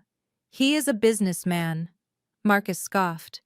Businessmen make deals. And I have the leverage now. I have the photos. I have the proof. He stood up and walked over to me. He reached out and tapped the folder in my arms. You are going to set up a meeting, he said. What? You heard me. You are going to tell your boss that you found your brother in the office. You are going to tell him that I saw the papers. And you are going to tell him that I am willing to forget everything I saw for a price. He smiled a cold, shark-like grin. $50,000. Cash. That is the price of my silence. And if he doesn't pay, well, I guess I will just have to find out who his competitors are. He thought he had won. He thought he was holding a royal flush. He didn't know he was holding a grenade and I had just pulled the pin. I lowered my head, letting my shoulders slump in defeat. I can't tell him, I sobbed. He will fire me. He won't fire you, Marcus said. You are his bridge to me. You are going to help me, Nia. For once in your useless life, you are going to be valuable to this family. He patted my cheek hard. There is a party tomorrow night, he said. As I was in the kitchen preparing dinner when Marcus cornered me. The smell of searing salmon filled the room, usually a comforting scent, but tonight it felt suffocating. Marcus leaned against the island, waving a stack of papers in my face, the stolen documents from my office. You know what this is, Nia? He said, his voice low and menacing. This is my ticket out of this mess. And it is your ticket to jail if you do not cooperate. I turned the burner down and wiped my hands on a towel. I kept my movements slow, deliberate. You are making a mistake, Marcus. Those papers are not what you think they are. Oh, I think I know exactly what they are, he sneered. Insider trading, corporate espionage, illegal land grabs. Your boss is Dirty Nia, and you are his little helper. You let us into the house. You let us find this. That makes you an accomplice. He slammed the papers onto the counter right next to the cutting board. I need $50,000, cash, by tomorrow morning. If I do not get it, I am sending copies of this to every news outlet in Atlanta. And I am telling them my sister the maid gave them to me because she grew a conscience. I stared at him. The audacity was almost impressive. He was threatening to frame me for leaking documents he had stolen to pay off a debt he had incurred by stealing from my company. It was a snake eating its own tail. I do not have $50,000, Marcus, I said. I am a housekeeper. You know what I make. Don't lie to me, he shouted, spit flying from his mouth. I saw the card, the black one Mom used. Housekeepers do not have Centurion cards. You are skimming, aren't you? You are stealing from him too. I felt a presence behind me. Bernice had entered the kitchen, drawn by the shouting. She looked from Marcus to me, her eyes landing on the papers. What is going on here? She asked. Marcus turned to her, his face flushed with triumph. Nia has been holding out on us, Mom. She has money, or access to it, and she is refusing to help her family. Bernice looked at me, her expression hardening into that familiar mask of disappointment. Is this true? Nia? Your brother is in trouble. Serious trouble. If you have the means to help him, you have a moral obligation to do so. It is what family does. He is asking me to steal Mother, I said. He wants me to take $50,000 from my employer. So what? Bernice snapped. He is rich. He will not miss it. Marcus needs it. He is your brother. He is the future of this family. If he goes to jail, it ruins everything. Think about the shame, Nia. Think about what people at church will say. She stepped closer, her voice dropping to a manipulative whisper. I gave you life. I raised you. I put a roof over your head for 18 years. Do you not think you owe me something for that? Helping your brother is paying your debt to me. It is the least you can do after all the grief you have caused us. The grief I caused. Not the grief of being called a mistake. Not the grief of being homeless at 18. No, my existence was the grief. I looked at them. My mother justifying theft with scripture. My brother threatening his sister with prison to save his own skin. They were not family, they were a syndicate. Fine, I said, letting my shoulders slump in defeat. You win. I will help you. Marcus grinned, snatching the papers back up. I knew you would come around. Smart girl. Now where is the cash? I do not have cash, I said. And I cannot just withdraw that much without triggering an alert. But there is another way. I walked over to the junk drawer, the one where I kept menus and spare keys, and pulled out a thick cream-colored envelope. It was embossed with gold lettering. The owner, Mr. Blackwood, is going to be at a party tomorrow night, I lied, using the alias I had created for the owner. The Business Innovators Gala. It is the biggest event of the year. He keeps a slush fund in his safe at the office for discreet transactions. I held out the envelope. Inside were 4 VIP tickets to the gala. Tickets that cost $5,000 each. Tickets I had reserved for my executive team but repurposed for this moment. He will be there, I said. He will be in the VIP lounge. If you go there, if you show him these papers, he might pay you. He might pay you just to keep you quiet. Marcus took the envelope, his greed overcoming his suspicion. He opened it and looked at the tickets. The ultimate business gala, he read. Black tie, open bar. He looked at me, his eyes narrowing. Why are you giving us these? Why don't you just ask him? Because he won't listen to a maid, I said. But he will listen to a man in a suit who has leverage. You said you wanted to make a deal, Marcus. This is your chance. You can walk right up to him and demand your money. Marcus smiled slowly. He liked that idea. He liked the idea of being a player, of forcing a rich man to bend the knee. I can do that, he said, tucking the tickets into his jacket pocket. I can definitely do that. Becky is going to love this. A party, champagne, and a payday. He turned to Bernice. Get your best dress ready, Mom. We are going out, and tomorrow night we are going to be rich. Bernice beamed, clapping her hands together. Oh, praise God, I knew he would provide a way. A gala. I need to get my hair done. Nia, do you have a steamer? My silk dress is wrinkled. I watched them celebrate their impending doom. They were so happy, so confident. They were going to walk into a room filled with the most powerful people in the city, people who knew my face, people who knew my story, and they were going to try to blackmail a ghost. I smiled, a small sad thing. I will get the steamer, Mom, I said. You want to look your best when you meet the boss. I turned back to the stove. The salmon was burnt. It didn't matter. I had bigger fish to fry. Ah, the invitation on the desk before you came in. The Business Innovators Gala. He is going to be there, right? I nodded slowly. Yes, he will be there. Good, Marcus said. Then we are going too. You are going to get us in, and I am going to make my deal face to face. He walked out of the room whistling. Clarence followed him, casting one last guilty look at me before hurrying away to safe ground. I stood alone in my office. The tears stopped instantly. I straightened my spine. I walked over to the desk and placed the folder back in the center, perfectly aligned. You want to meet the boss, Marcus? I whispered. You want to make a deal?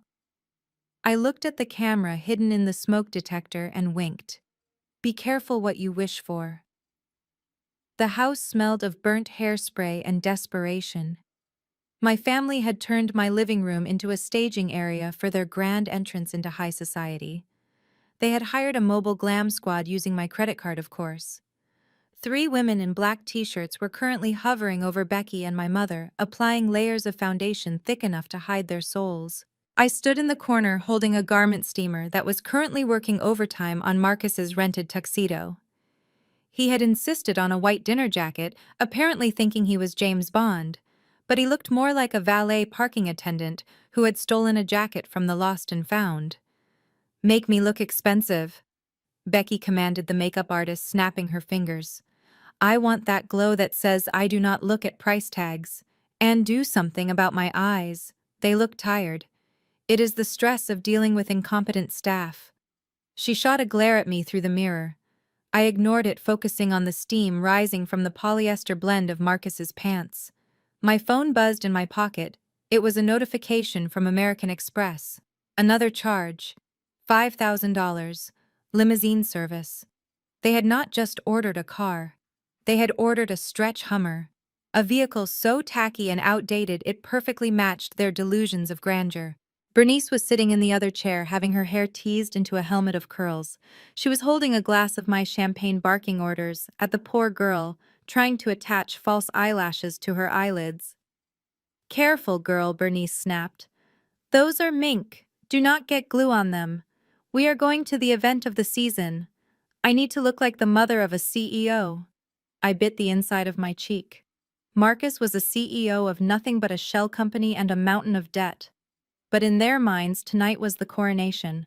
They were going to walk into that gala, blackmail a billionaire, and walk out with a briefcase full of cash. It was a fantasy so fragile I almost felt bad for shattering it. Almost. When the hair and makeup were done, the stylists packed up and left, looking relieved to escape the toxic atmosphere. I tipped them in cash on their way out, slipping the bills into their hands with a silent apology. They looked at me with pity. They thought I was the downtrodden servant.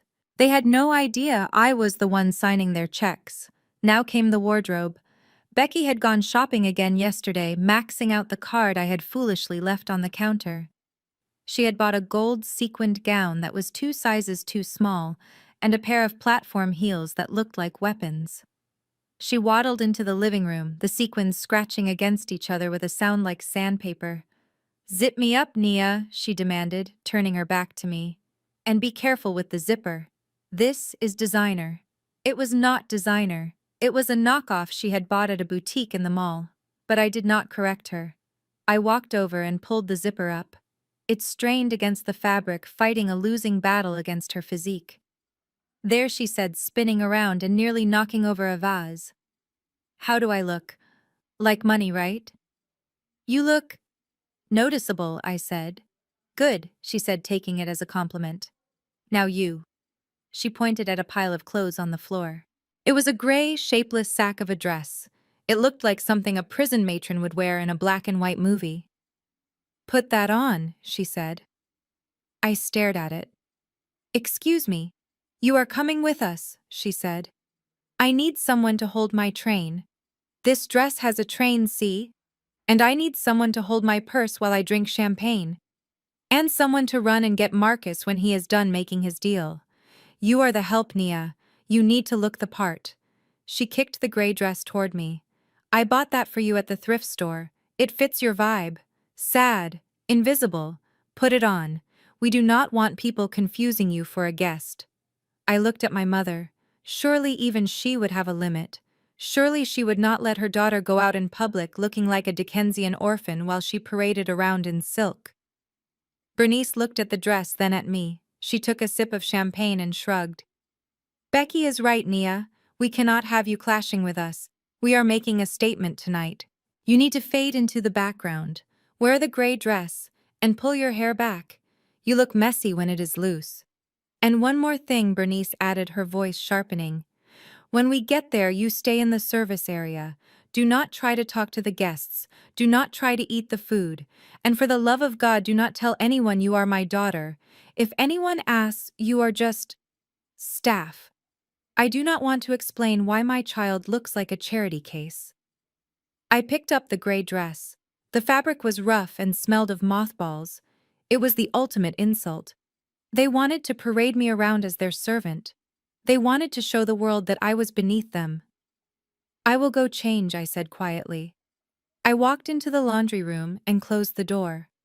I stripped off my leggings and sweater and pulled the gray sack over my head. It hung on me like a burlap bag. It was hideous. It was perfect. I looked at myself in the small mirror above the utility sink. I saw a woman who looked defeated. I saw a woman who looked like she had given up. But then I looked closer. I looked into my own eyes. They were cold. They were hard. They were the eyes of a predator waiting in the tall grass. I smiled. It was a terrifying smile. "You want a servant," I whispered to my reflection. "I will give you a servant. I will serve you a plate of cold, hard reality, and I will make you choke on it. I reached into the hidden compartment behind the washing machine. I pulled out a garment bag. Inside was my dress for the night. A custom-made couture gown, sleek and black, with a neckline that plunged and a slit that went up to my thigh. It was a power suit disguised as a dress. It was worth more than the entire wardrobe my family was currently wearing. I also pulled out a velvet box. Inside was a diamond necklace. Real diamonds. Not the paste Becky was wearing. I stashed the garment bag and the jewelry box in a duffel bag that I would carry with me. I would change at the venue. I would transform. But for now I had a role to play.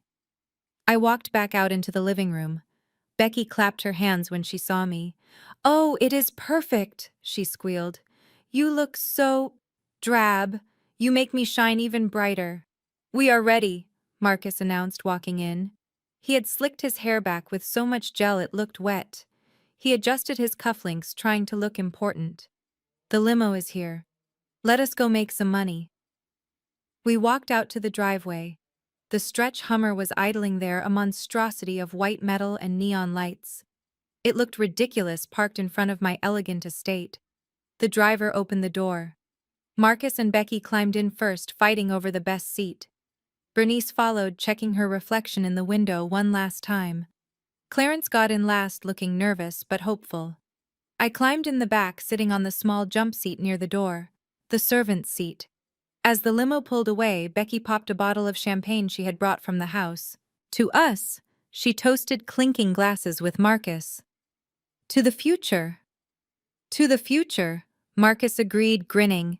"To the big leagues." Bernice looked at me, huddled in my gray dress.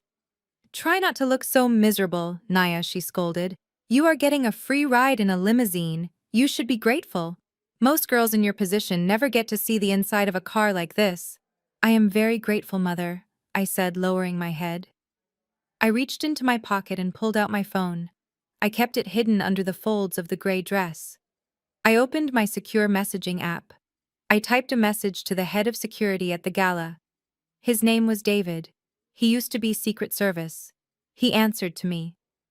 "Plan B," I typed. "The targets are inbound. White Hummer limo. Let them through the VIP entrance. Do not check their tickets. Do not stop them. Let them walk the red carpet. I want them to feel like royalty." I hit send. A moment later, a reply came through. "Understood, Ms. Wilson. The trap is set. See you on the stage." I put the phone away. I looked out the window at the passing city lights. They were laughing. They were drinking my wine. They were celebrating a victory that hadn't happened yet.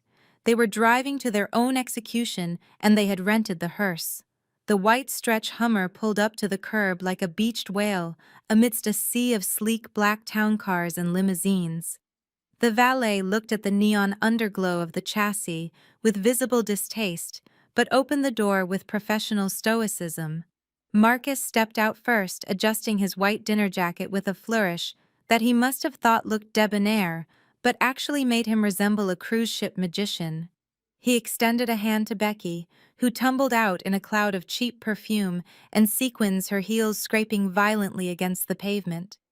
Bernice followed, waving to the photographers who had gathered near the entrance. A few flashbulbs popped instinctively before the paparazzi lowered their cameras, realizing these people were nobody.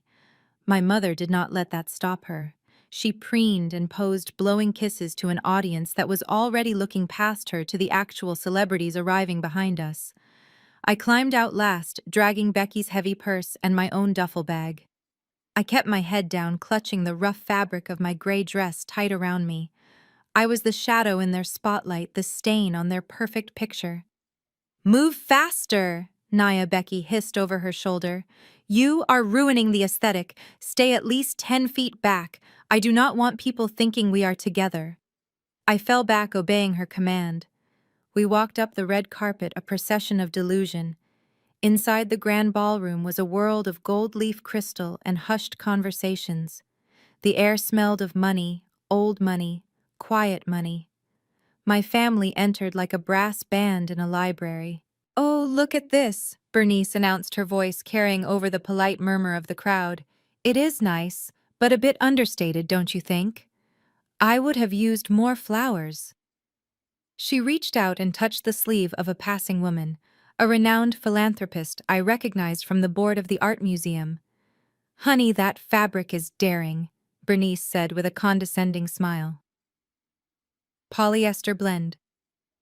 The woman looked at my mother with an expression one might reserve for a talking dog, then simply turned and walked away without a word. Bernice huffed, smoothing her own synthetic skirt. Rude, she muttered. Some people have no class. Marcus was on a mission. He was scanning the room with frantic eyes, ignoring the architecture and the art. He was looking for a victim. He grabbed a waiter by the arm, nearly causing the man to drop a tray of caviar. "Hey, buddy," Marcus said loud enough for half the room to hear. "I am looking for Mr. Blackwood." Big guy, rich, probably surrounded by security. Point him out. The waiter gently removed Marcus's hand from his sleeve. "I am not aware of a Mr. Blackwood, sir," he said coolly. "Perhaps you should check the guest list." Marcus released him with a shove. "Useless. Nia, where is he?" "You said he would be here." "He is in the VIP section," I whispered, pointing toward the balcony that overlooked the ballroom. "He does not come down for the general mixer. You have to wait." "I am not waiting," Marcus snapped. "I have business to conduct." He started pushing his way through the crowd, heading toward the stairs that led to the VIP level. Becky trotted after him, grabbing 2 glasses of champagne from a passing tray and downing one in a single gulp. "This is weak," she complained loudly. "I bet they keep the good stuff upstairs." "Come on, Nia, keep up." I followed them, my eyes darting around the room. I saw Jasmine standing near the bar, talking to the CEO of a major tech firm. She caught my eye and gave a subtle nod. The trap was primed. We reached the center of the room where the crowd was thickest. A woman was standing there talking to a senator. She was wearing a vintage Valentino gown that was a work of art. It was Eleanor Vance, the wife of my rival Desmond. Becky, not watching where she was going, spun around to look for a photographer. Her elbow flailed out and the full glass of champagne in her hand launched itself forward. The liquid splashed across the front of Eleanor's gown, soaking the delicate silk. The room went silent. Eleanor gasped, looking down at the ruin of her dress. Becky froze. For a second, I thought she might apologize. I thought she might show a shred of human decency. But then I saw the panic in her eyes and the familiar, cruel calculation. She whirled around and pointed a finger straight at my face. "You clumsy idiot!" she shrieked. "Look what you did!" I stood there blinking. I was 5 feet away from her. I had not moved. "She tripped me," Becky shouted to the room at large. "My maid! She is so clumsy. She tripped me and made me spill my drink." She turned to Eleanor, her face a mask of fake contrition. "I am so sorry. Good help is so hard to find these days. We try to give them chances, but they are just animals." Nia apologized to the lady. "Get on your knees and clean that up right now." My mother stepped forward, sensing a moment to assert her status. "It is true," she chimed in. "Our girl is very simple. She does not know how to behave in polite society. We are mortified." "Nia, clean it up." The injustice of it burned in my throat like acid. I looked at Eleanor. She was not looking at Becky. She was looking at me. She was a smart woman. She saw the distance. She saw the malice. And she saw something in my eyes that made her pause. I stepped forward. I did not get on my knees. I reached into the pocket of my gray dress and pulled out a silk handkerchief. I offered it to Eleanor. "I apologize for the disturbance, madam," I said, my voice low and steady. "Accidents happen when people are careless."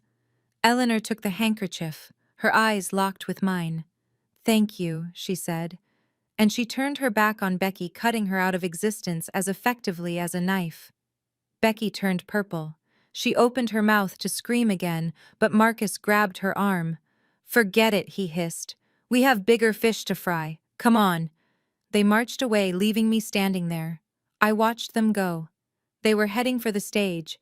They wanted to be front and center when the host appeared. They wanted to be the first ones seen. I checked my watch. It was time.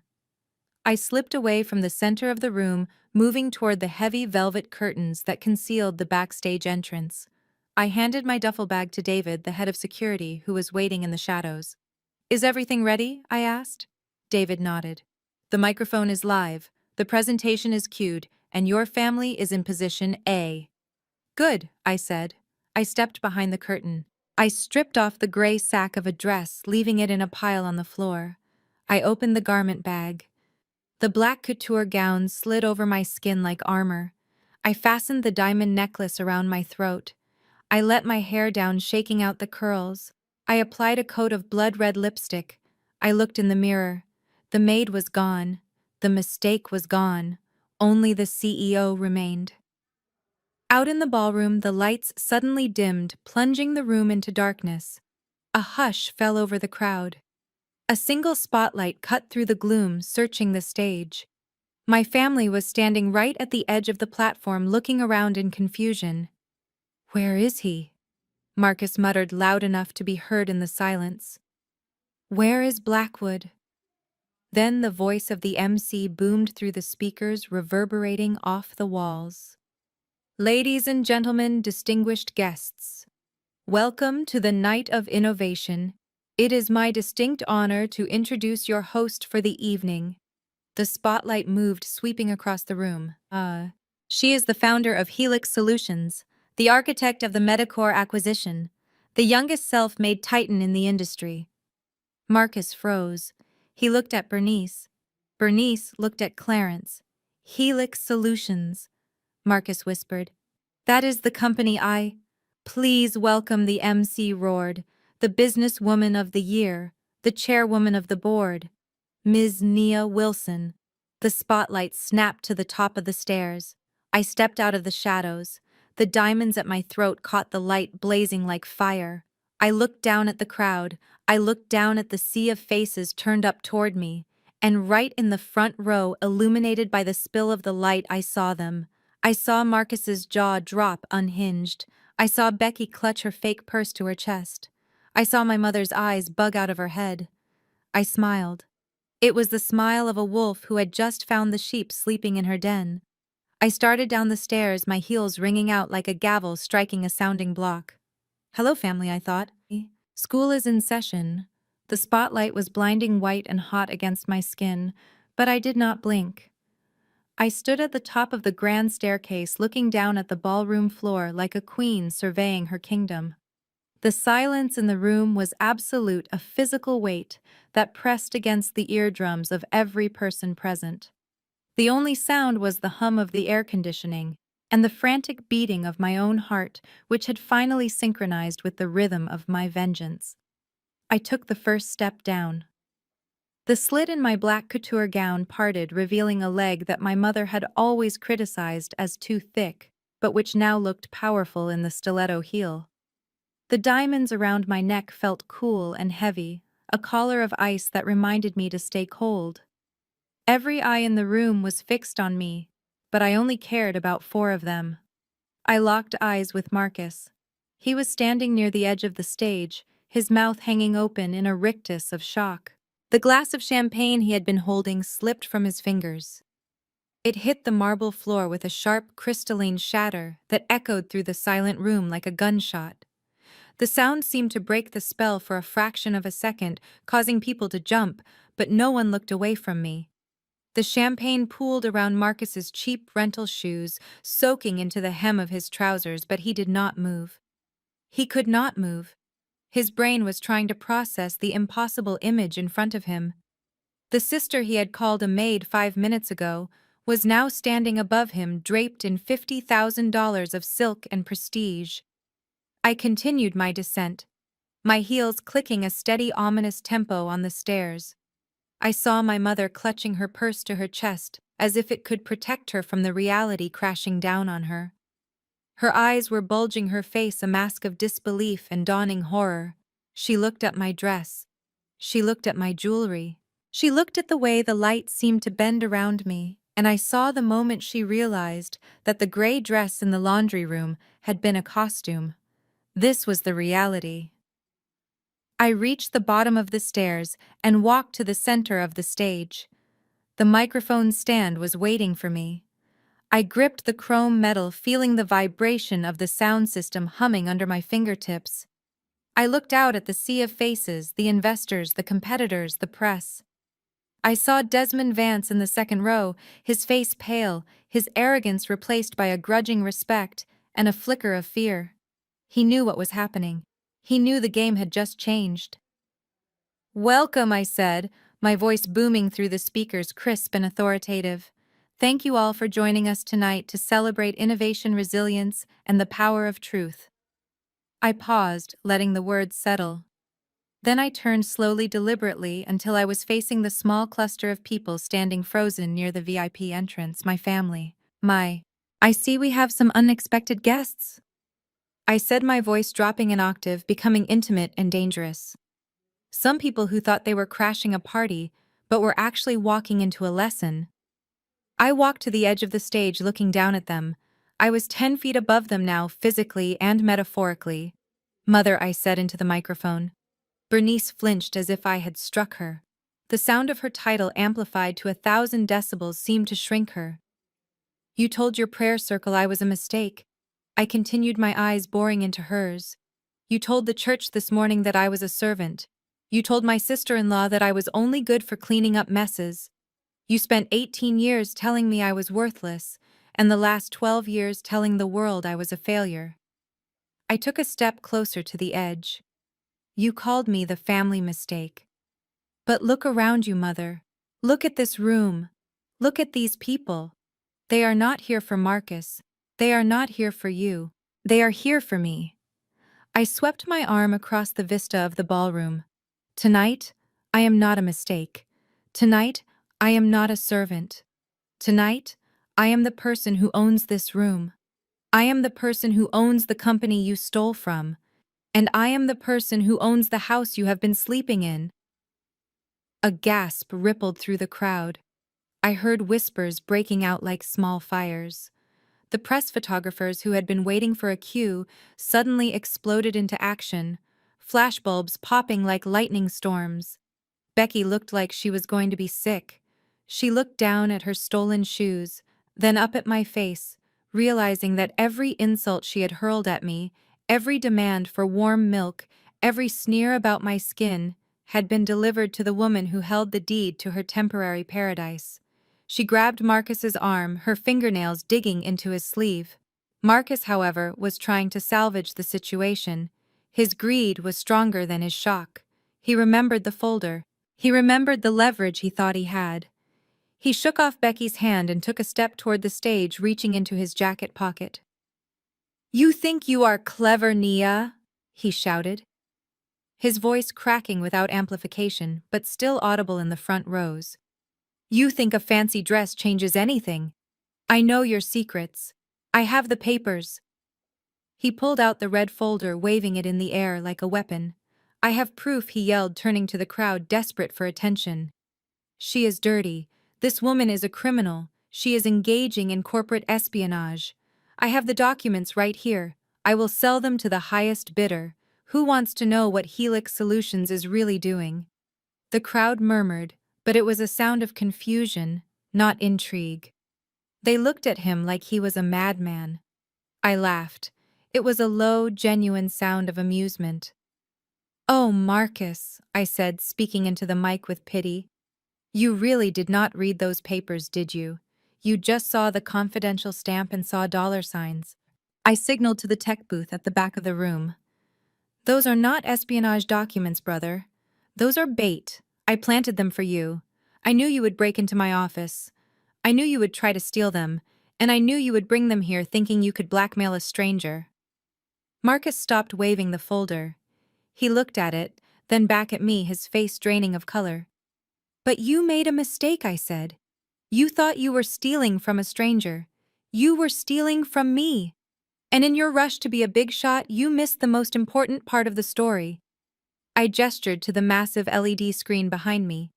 It had been displaying the Helix logo, a spinning double helix of blue light. Now it went black. "You wanted to be famous, Marcus?" I said, my voice hard as steel. "You wanted everyone to know your name. You wanted to be a player in this industry. Well, I am a generous sister. I am going to give you exactly what you wanted." I raised my hand and snapped my fingers. The screen behind me blazed to life. It was not a logo this time. It was a photograph. High resolution, crystal clear. It was a photo of Marcus sitting in my wine cellar holding the bottle of Chateau Petrus. But it was not just a photo. It was a video. The audio boomed through the hall. I created a few vendors that did not exist. Marcus's voice slurred over the speakers, magnified for 500 people to hear. Helix Logistics. Alpha Supply. I routed the payments to accounts I control in the Caymans. The crowd gasped. I saw investors covering their mouths. I saw Desmond Vance laughing, shaking his head in disbelief. On the screen, the video, Marcus took another drink. I moved the decimal points on the inventory sheets to cover the loss. They thought they were paying for premium surgical steel. They were paying for air. Marcus on the floor dropped the red folder. The papers scattered across the red carpet like dead leaves. He looked up at the screen, watching his own confession play out in high definition. I signaled the booth again. The image changed. Now it was a split screen. On one side was a bank transfer record showing $200,000 moving from Medicor to MW Global. On the other side was a document signed by Marcus Wilson admitting to the transfers disguised as a non-disclosure agreement. "And this, ladies and gentlemen," I said, my voice cutting through the chaos, "is the chief financial officer my mother is so proud of. This is the evidence of wire fraud, embezzlement, and grand larceny committed against my company." I looked down at my mother. She was shaking her hands over her mouth, tears streaming down her face, ruining her expensive makeup. She looked at the screen, then at Marcus, then at me. "Nia," she mouthed the word silent in the roar of the room. "Please." I did not show mercy. I did not show hesitation. I looked straight into the camera that was broadcasting the event to the local news feed. "My name is Nia Wilson," I said. "I am the CEO of Helix Solutions, and I am pressing charges. Based on the dramatic style and narrative flow established in the previous parts, here is Part 13, Handcuffs and Chaos of the Story." I lowered the microphone, but I did not step back. The silence that had filled the room following my declaration shattered instantly as the double doors at the back of the ballroom burst open. It was not the polite entry of late guests. It was the synchronized, heavy-footed arrival of authority. 6 uniformed police officers and 4 agents in windbreakers emblazoned with FBI entered the space, their presence turning the gala into a crime scene. I watched Marcus. The arrogance that had defined him for 34 years evaporated in a heartbeat, replaced by the primal terror of a trapped animal. He looked at the agents, then at the screen still displaying his drunken confession, and finally at me. His eyes bulged, veins popping in his neck as the reality of his situation took hold. He was not leaving this room a rich man. He was leaving it a felon. "You set me up!" he screamed, his voice cracking into a high-pitched shriek that echoed off the vaulted ceiling. "You planned this. You let me do it." He lunged. It was a desperate, foolish move born of pure panic. He scrambled up the few steps to the stage, his hands reaching for my throat, his face twisted into a mask of pure hatred. The crowd gasped, surging back, but I did not flinch. I did not need to. David, my head of security, moved with the speed of a striking cobra. Before Marcus could even cross the midway point of the stage, David intercepted him. A heavy shoulder slammed into Marcus's chest, lifting him off his feet and driving him into the floorboards with a bone-jarring thud. The breath left my brother's body in a wheezing gasp. Before he could scramble up, David had a knee in his back and his arm twisted painfully behind him. "Stay down!" David commanded, his voice calm and professional amidst the chaos. "Do not move." 2 officers rushed the stage, zip ties in hand. I watched as they hauled Marcus up his white dinner jacket, now scuffed and twisted, his face pressed against the stage floor. As they yanked his arms back to secure his wrists, he looked up at me one last time. There was no remorse in his eyes, only a promise of violence that he would never be able to keep. "Get off me," he spat, thrashing uselessly against the officers. "Nia, tell them to stop. Tell them it was a misunderstanding. I am your brother. You cannot let them take me." I looked down at him, smoothing the silk of my gown. "I do not have a brother," I said, my voice amplified by the microphone I still held. "I have an employee who stole from me. And I have a trespasser who broke into my home. Take him away." As they dragged him off the stage, kicking and screaming like a toddler denied a toy, the focus shifted to the floor.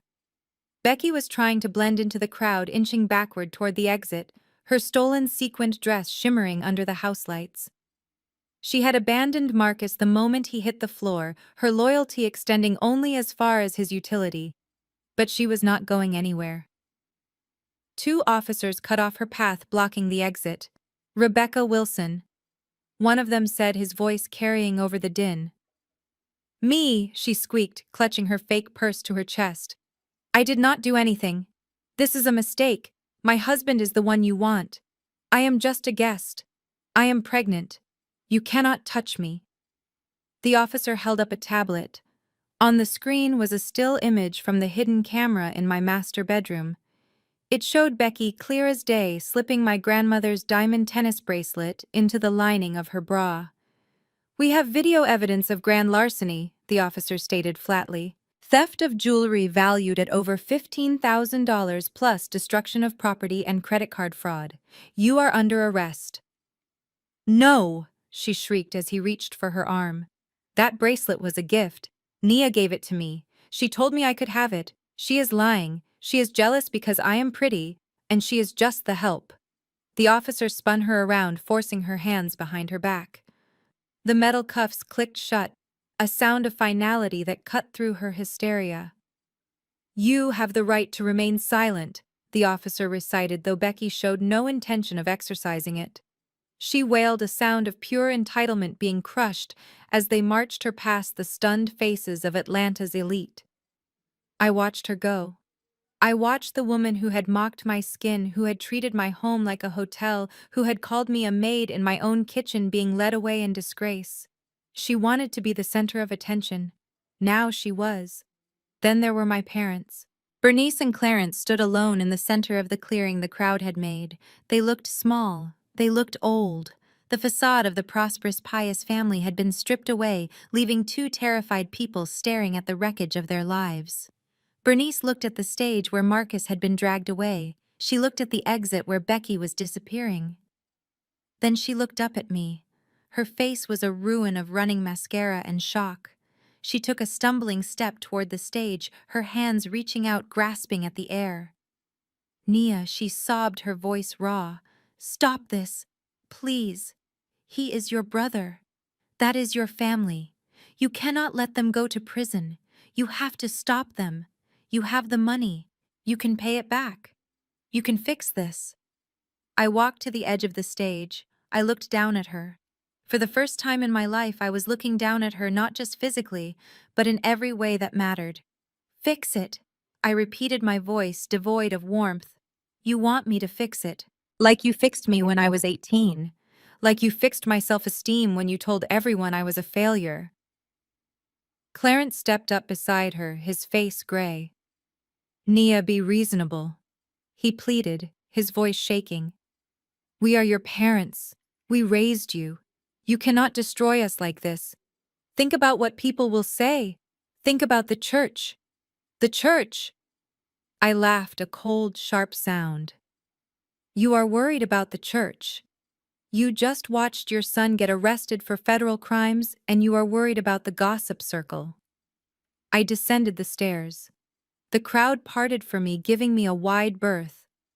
I walked up to my parents until I was standing toe-to-toe with them. I could smell the fear on them. It smelled like sweat and cheap hairspray. Bernice grabbed my arm, her fingers digging into my skin. "Baby, please," she begged, dropping her voice to a frantic whisper. We made a mistake. We know that now. We are sorry. We will do better. Just tell them it was a misunderstanding. Tell them you gave Marcus permission. You can save him. You are the only one who can save him. I looked at her hand on my arm. The same hand that had slapped me when I said I wanted to start a business. The same hand that had pointed to the door 12 years ago. I gently but firmly peeled her fingers off my skin. I held her hand for a second, feeling the tremors running through her, and then I let it drop. I am not going to save him, Mother, I said softly so only she could hear, and I am not going to save you. You made your bed when you decided I was a mistake. Now you have to lie in it. But we have nowhere to go. She wept, her composure completely gone. The house we lost, the house years ago. We have no money. Marcus was our only hope. If he goes to jail, if you kick us out, we will be on the street. I leaned in close. I brought my lips right next to her ear, the way a daughter might share a secret with a beloved mother. You want my help? I whispered. You want me to do something for you? She nodded frantically, hope flaring in her eyes. Yes, baby. Please. Just help us. Fine, I said, my voice like ice. I will help you. I pulled back and looked her in the eye. I will help you find the address for the nearest homeless shelter. I hear they have openings in the basement. I turned my back on them. I heard my mother scream my name, a sound of pure anguish, but I did not stop. I walked back toward the stage, toward my team, toward my future. I signaled to David. Get them out of here, I said, and change the locks on the estate tonight. If they step foot on my property again, arrest them for trespassing. David nodded. He and 2 other guards moved in, flanking my parents. I did not watch them being escorted out. I did not need to. I had seen enough. The show was over, the lesson had been taught, and class was dismissed. 3 months later, winter arrived in Atlanta, not with snow but with a biting chill that seeped into the bones. It was the kind of cold that exposed every crack in a foundation, the kind that made you grateful for warmth and shelter. From the window of my corner office at Helix Solutions, I watched the city hustle below, unaware of the personal war I had finally won. The legal system had moved with terrifying speed, fueled by the mountain of evidence Jasmine and I had provided. Marcus stood before a federal judge just last week. The white dinner jacket was gone, replaced by an orange jumpsuit that hung loosely on his frame. He had lost weight. He had lost his hair. And when the gavel fell, sentencing him to 10 years in federal prison for wire fraud and embezzlement, he lost his composure. He wailed like a child, looking back at the gallery for a mother who could no longer save him. There was no parole in the federal system. He would serve every day of his sentence. He would be 44 years old when he tasted freedom again, and by then the world would have forgotten the name Marcus Wilson. Becky's fate was perhaps even more tragic because it involved an innocent life. She went into labor 2 weeks after her arrest. She gave birth in a guarded ward at Grady Memorial Hospital, shackled to the bed frame. Her parents, a wealthy couple from Buckhead, who I had never met, finally emerged from the woodwork, not to save her but to salvage their reputation. They petitioned the court for full custody of the child, citing Becky's criminal status and unstable environment. They won. They took the baby and served Becky with legal notice that she was no longer considered part of their family. She was transferred to a minimum security facility to serve 3 years for grand larceny and identity theft. She had lost her freedom, her child, and her status in one fell swoop. The last time I saw her mugshot on the news, she looked aged and hollow, the arrogance scrubbed away by the harsh soap of reality. Then there were my parents. The restitution hearing had been brutal. Since they had knowingly benefited from Marcus's theft, using stolen funds for luxury goods and lifestyle expenses, the court held them liable for repayment. They had no assets. They had no savings. The court garnished their Social Security and seized every item of value they had managed to hide. They were evicted from their rental unit the same week Marcus was sentenced. I heard through the grapevine that they had found a place in East Point, a dilapidated one-bedroom apartment in a complex known for mold and sirens. But rent still had to be paid. Status does not pay the electric bill.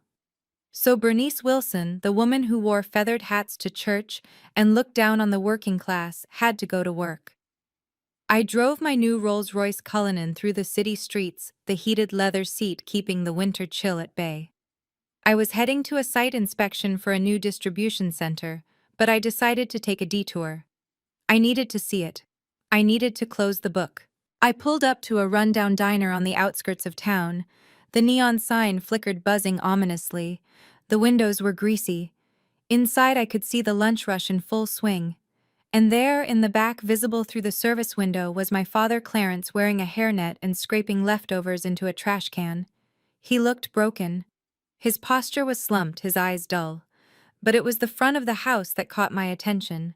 A woman was wiping down a table near the window. She wore a stained apron over a faded dress. Her hair, once teased and sprayed into a helmet of perfection, was flat and gray, tied back with a rubber band. It was Bernice. She looked up as my car idled at the curb. The Rolls-Royce was impossible to miss, a gleaming black fortress in a parking lot full of rusted sedans. She squinted through the glass, trying to see who was inside. I lowered the tinted window. Her eyes went wide. She dropped her rag. For a moment, she just stared, frozen by the sight of me. Then she moved. She ran out of the diner, pushing past a customer entering the door. She rushed toward my car, her apron flapping in the cold wind. "Nia!" she cried out, her voice cracking. "Nia, baby, is that you?" She reached the car and grabbed the door handle, pulling uselessly against the lock. She pressed her face close to the glass. She looked old. The lines around her mouth were deep, etched by bitterness and defeat. "Oh, God. Nia, look at you," she sobbed. "You look so good. Please, you have to help us. Your father, his back is giving out. We cannot live like this. The apartment has rats, Nia."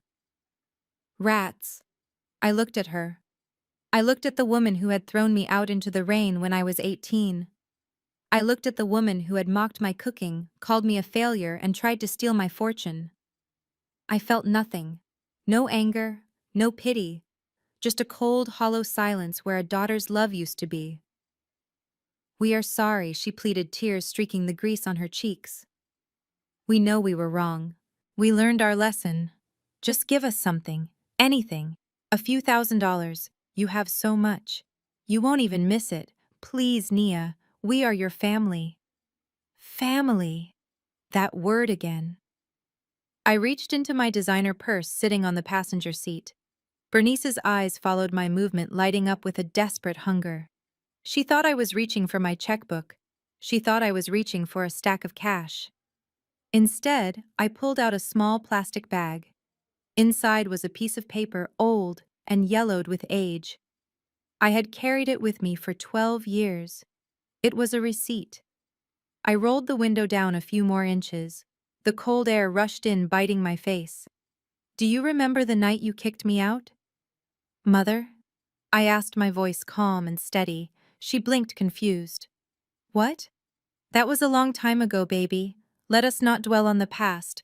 I had $32 in my pocket." I continued, ignoring her. "That was everything I had to my name. You told me I would never amount to anything. You told me I was a mistake." "Nia, please," she begged. I opened the plastic bag and took out the receipt. It was from a pawn shop, dated 12 years ago. It was for a locket my grandmother gave me, the only thing of value I had owned. I had pawned it for $32 to buy a bus ticket and a sandwich. I uncrumpled the paper and smoothed it out. I reached into my wallet and pulled out exactly $32, a 20, a 10, and 2 ones. I wrapped the cash in the old receipt. "I drove all the way here to give you this," I said. I tossed the wad of bills out the window. The wind caught them, fluttering them onto the dirty pavement at her feet. Bernice scrambled for them, falling to her knees on the asphalt to catch the bills before they blew away. She clutched the money to her chest like it was a lifeline. "That is $32, I said, looking down at her. "That is what you gave me. That is what I was worth to you. She looked up at me, clutching the dirty money, her eyes filled with confusion and anguish. But Nia, this won't even cover the electric bill. Then I guess you better get back to wiping tables, I said. I hear the lunch rush is busy. I pressed the button and the window rolled up, sealing me back inside my warm, silent world. I put the car in drive. As I pulled away, I watched in the rearview mirror. Bernice was still on her knees in the parking lot, holding the $32, crying into the cold winter wind. Clarence had come to the window of the diner, watching her, but he did not come out. He knew it was over. I turned the corner and the diner disappeared from view. I turned on the radio. A jazz song filled the cabin, smooth and sophisticated. I adjusted the heat. I checked my schedule. I had a board meeting at 2 and a dinner date at 7. My life was full. My life was mine. The winter was cold, but inside the car it felt like spring. I drove on, leaving the mistake behind me, finally corrected. This story teaches a brutal but liberating truth: shared DNA is not a license for abuse.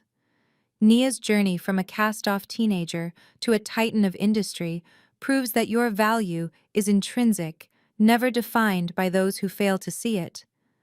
The most powerful thing you can do is refuse to be the victim in someone else's narrative. Success is the best revenge, but boundaries are the ultimate freedom. You do not owe your abusers a second chance, no matter how much they beg. Sometimes you have to close the door to save yourself. CTA. If you believe in the power of setting boundaries and claiming your own worth, hit that like button and subscribe for more stories of resilience.